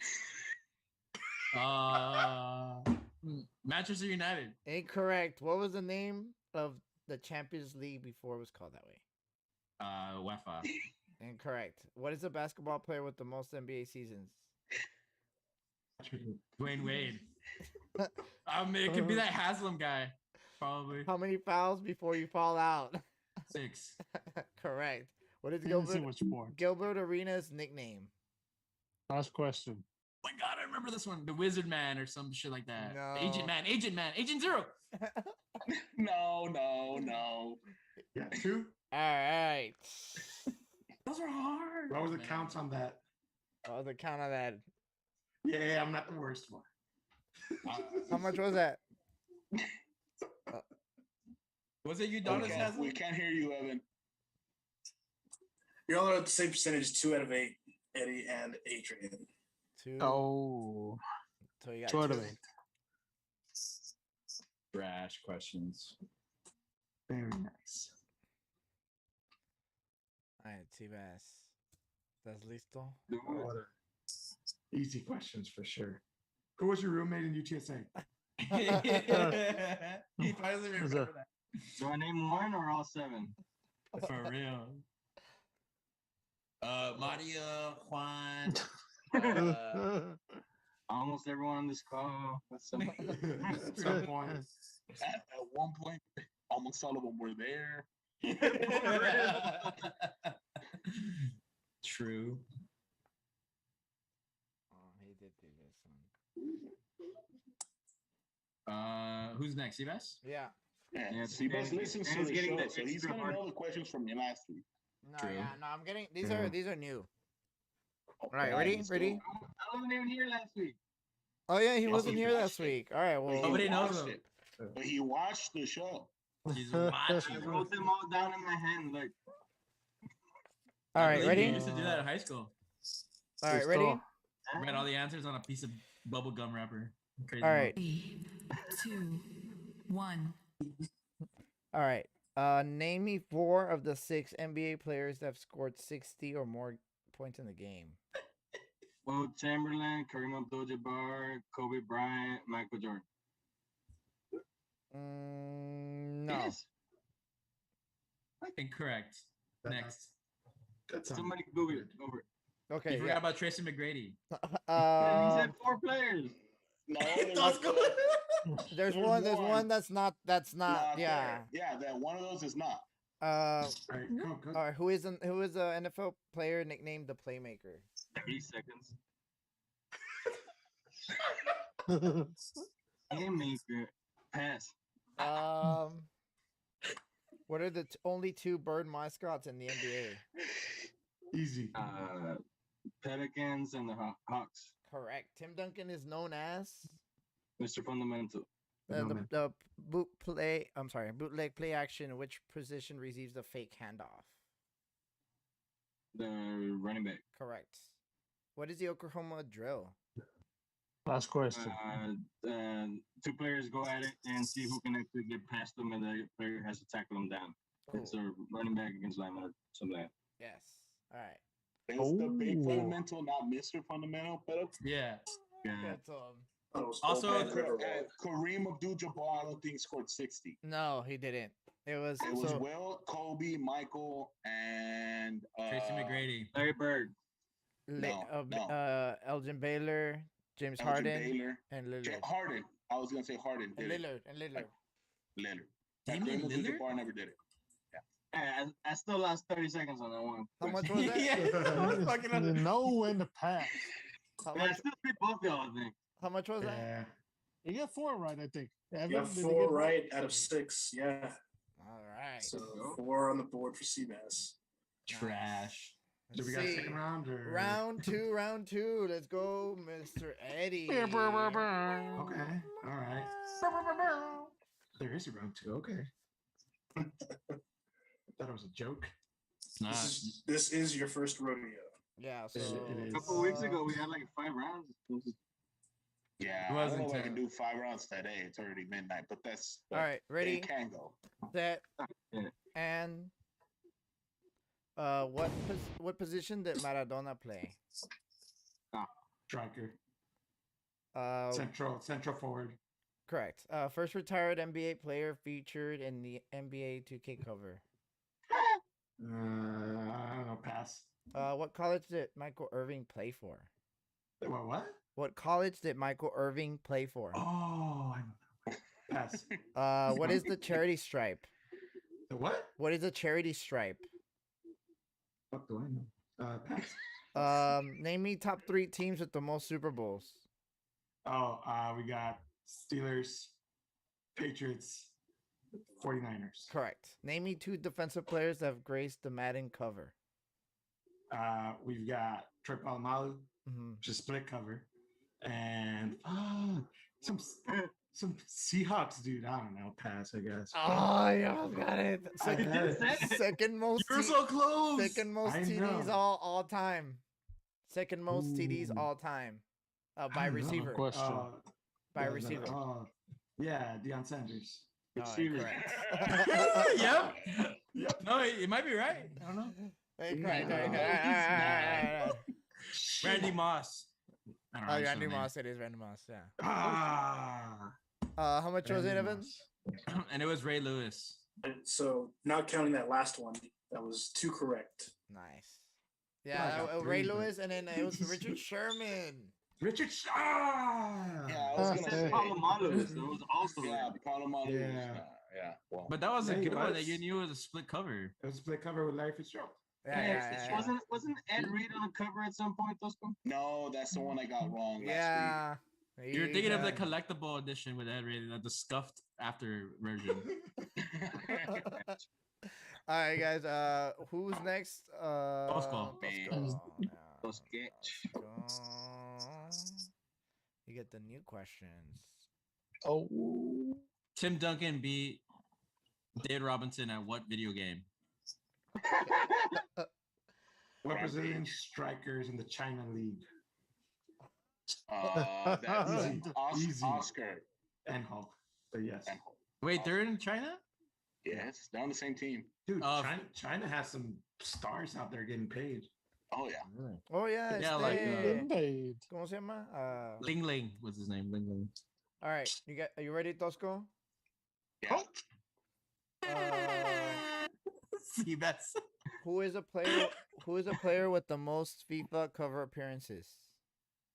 Eden Messi? Hazard. Huh? Lionel Messi. Incorrect. Only rookie to win NBA Finals MVP. Magic Johnson. Correct. Only 2 NFL founding members left. NFL founding members, like yeah, teams like or a players? teams. The Chiefs and the Packers. Incorrect. Player with who was a glove? Gary Payton.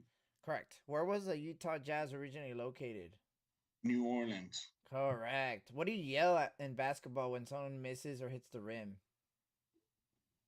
When they pass. Those- No, I can't. Who was the shortest NBA player? Muggsy Bowles. Who do you play for? Correct. Who you play for? Double question. The Hornets. Okay, Incorrect. no. Who That's correct. only Incorrect. only QB to beat the 85 Bears? That's question. Last question. Oh. Easy. I know this one. Yeah, because this question Byron was given to you Leftwich. 2 weeks ago. Byron Leftwich. Oh, Garrard. Not your turn, Adrian. The only QB to Dude, beat the time limit, 85 dude. Bears. Cordell Stewart. Yes.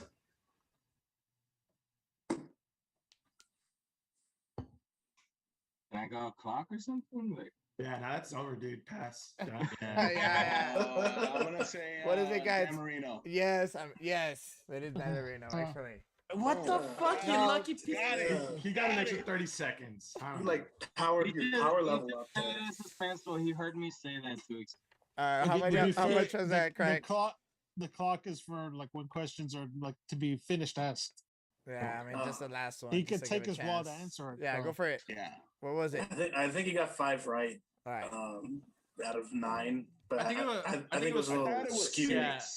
I thought I it was think- 6. I think he got 4, and then I There's think no got such 4. thing as recounts here. 5 stays. Let's do it. All right. We're It's going. Adrian. I think, Gavel. next. Adrian is next. Just as spoken. Let's see. I believe in you, Adrian. Thank you, dude. Victor Cruz dances in the end zone. Cha cha. Cha Cha-cha, real smooth. Jab to the right. Post route. Seam rap. Seam rap.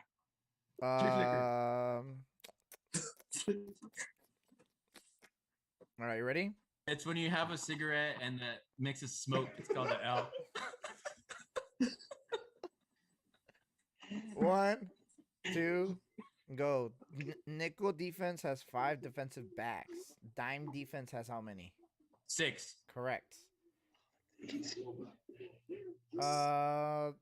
Currently holds a record What are we waiting? for the most missed 3-point field goals. Oh, Dwight Howard next. Correct. The area designed between right and left tackles on the offensive line is called. Next. The World Cup was canceled only twice in 1942 and 47. Why? World War II. Correct. The football position received the Jim Thorpe Award. Which one? Running back. Incorrect. Nope. Who is the oldest current soccer player to grace the cover of FIFA? Frank Lampard. Incorrect. Player with the most FIFA cover appearances. Teddy Andy. Incorrect. Who was the answer? Last question. I was. Who was the answer? I was. No, dude, no. Allen Iverson. Another X. Yes, correct. Yes, correct. All right, how many you get? It's like 12, I think. That round we got 3 right for Mr. 3. Adrian. There you go. That's what I do when I'm making threes, bro. All right, we need a third round for sure. Go to sleep, homie. All right. So, Mr. Seabass. Seabass, let's go ahead and get you set up whenever you're ready. And let's see. Not the Jaguars. NFL players have won both college national championship and the Super Bowl. That's it, bro. Huh? Yes. How many Difference players? between cover 0 Tim and man Tebow. coverage. The difference between what? Between cover 0 and man coverage. No safety. Manning everybody. Incorrect. Receiver with 3 Super Bowls and 7 touchdowns.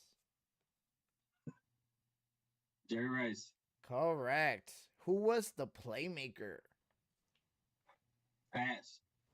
What are the who are the only UT Longhorns that have won Heisman Trophy? Ricky Williams and Earl Campbell. Ooh, correct. Yay. Basketball player with the most NBA seasons. Seasons. Fuck. Adonis Haslam. Jason Kidd. Incorrect. Who has been on the NBA 2K cover more than once? Last question. Kobe Bryant. Incorrect. Oh, No, he was only on once. All right, how many get? I didn't even pay you only got 2 right, Seabass. You Still takes had a this. better first round than the second. All right. So what do we have? We have 11 for Tosco. We have Seabass. We have 6, and then Adrian. We have 4. And then Eddie. I got we 3. have 4. I got 3 right the last one. How am I at 4? Oh, Literally 3 rounds or some shit. You got 2 the last time because you already tied it 2. Some bullshit. So, Juwan Howard. That's what I was thinking of. So, in this case, I know that, and it's your first time, Eddie. And we went a little longer on the other segment, so we'll definitely get Who you the more hell's on the the. playmaker, man? Huh? Yeah, who's the Who's playmaker? the playmaker? Who's a playmaker? Tosco, who's the playmaker? He doesn't know. Michael Michael Irving. Vick? I don't know. Michael Irving. Michael Irving? No, I didn't know. Oh, Yeah. I called Not him the even beast. Cowboys. Let's see. What else? What else did y'all not know?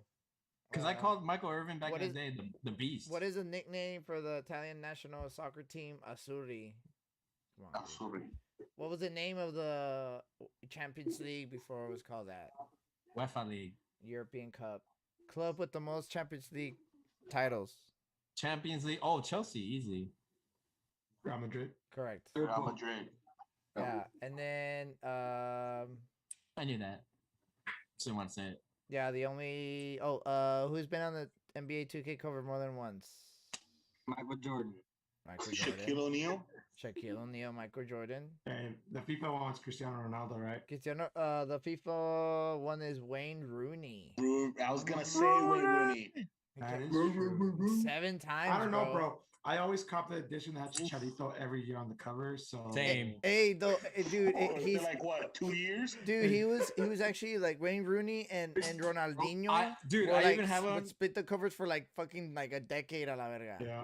Dude, I even Like, have one seriously. that had like Chicharito and then like Team USA. Like, what the hell? Okay, but you gotta remember, the thing is that the official cover, and then every country had different covers. It's region yeah. So- specific. Yeah, but Oh, I the don't know. official. Yeah, I'm talking No, about the yeah, official it was though. country specific. Yeah, Yeah. Yeah, well, I got like Evan on my cover and everything. I got Yeah, R1. we would have Landon Donovan on the USA cover. Like, Yeah, exactly. Yeah. And don't they have like Okay. Eto'o? They had Eto'o in the African one and stuff like that or whatever. Yeah, It's a they regional had thing. Drogba was on it too. Yeah. Um, So, Schweinsteiger. Oh, Schweinsteiger was on it. That in my region. All right, guys. So that's it for rapid fire. So we were only able to do 2 rounds this time. We weren't able to do the 3. We'll probably see if we can get more rounds next time. But for For now, what? Ready to miss them our all? champion is Settle down. Coach Tosco. So he does actually get to move up in the leaderboard. Bunch of and- useless ass information he knows. It beats you during these things, so I like it. So in this Oh. case, Tosco does go up in the standings. He is now 7-1. So we are actually gonna go ahead and give him 2 minutes to talk about whatever it is that you want. I don't care. You can talk all day. So it's gonna be go ahead and Tosco. That's all you, bro. Rapid fire tournament next I'm week gonna- for FIFA. I'm not gonna take a lot of the time. I don't really have much. I gotta go because I gotta go to bed. But the only thing I will say is my one should be I'm gonna protest it and it should be taken away because the person I lost to didn't even hear no more. And I don't even think I lost. That was an under protest loss. But that's besides the point. So I'm gonna protest that loss be taken away. And that's how I spend my time. Let the people know that it's a disgrace that I have that one. I should be undefeated because nobody here has the knowledge that I have, right, Adrian? Yeah. So I won't argue that. Stupid ass knowledge. It will set a precedent, and I'm gonna dispute a lot more. Okay, I'm just saying. Oh Yes. my god. See, Matt, you know, That's next fine. week I'm studying, bro. I'm literally gonna study. Dude. Like I'm gonna come back spitting facts, bro. Dispute all you want. Spitting Facts facts. are It's gonna be facts. like, Video who wore- proof, baby? I beat you airtime. Who wore glasses during the NBA Finals in 1997? I'm gonna be like, bro, we're Hamilton, dude. Kareem Honestly. Abdul-Jabbar. God. So Social security number like 63 and. All right, That's it. guys. I'm out. All right, guys. So that's it for Tosco's 2 minutes victory lap. Been a So we're drill. gonna go ahead and actually wrap it up for today. Just want to again thank everyone that did follow us just on, especially on YouTube. I know that we did get a lot of viewers there on Twitch and on Facebook, as well as also whenever you guys do listen to us back on the playback back on YouTube. So I'll go ahead and make sure we put the highlights probably by tomorrow. Just keep an eye out. We'll go ahead and put those, especially the Champions League highlights. Those are like really good. I'm gonna make sure we have those online. Just look at our channel on YouTube, and we'll go from there. And does anyone have like anything they kind of want to say? A couple extra cents? No. No. All right, guys. So we're gonna start wrapping up. Go ahead, Evan.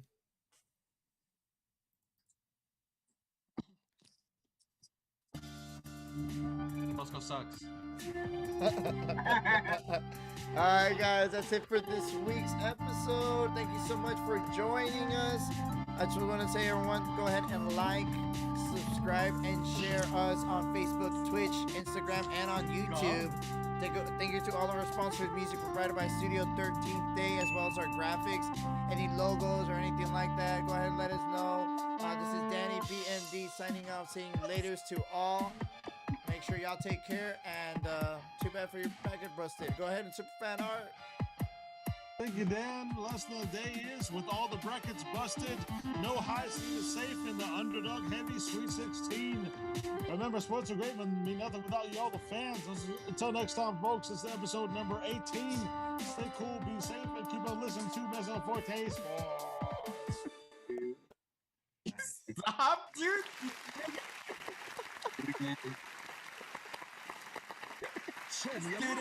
This dude acts like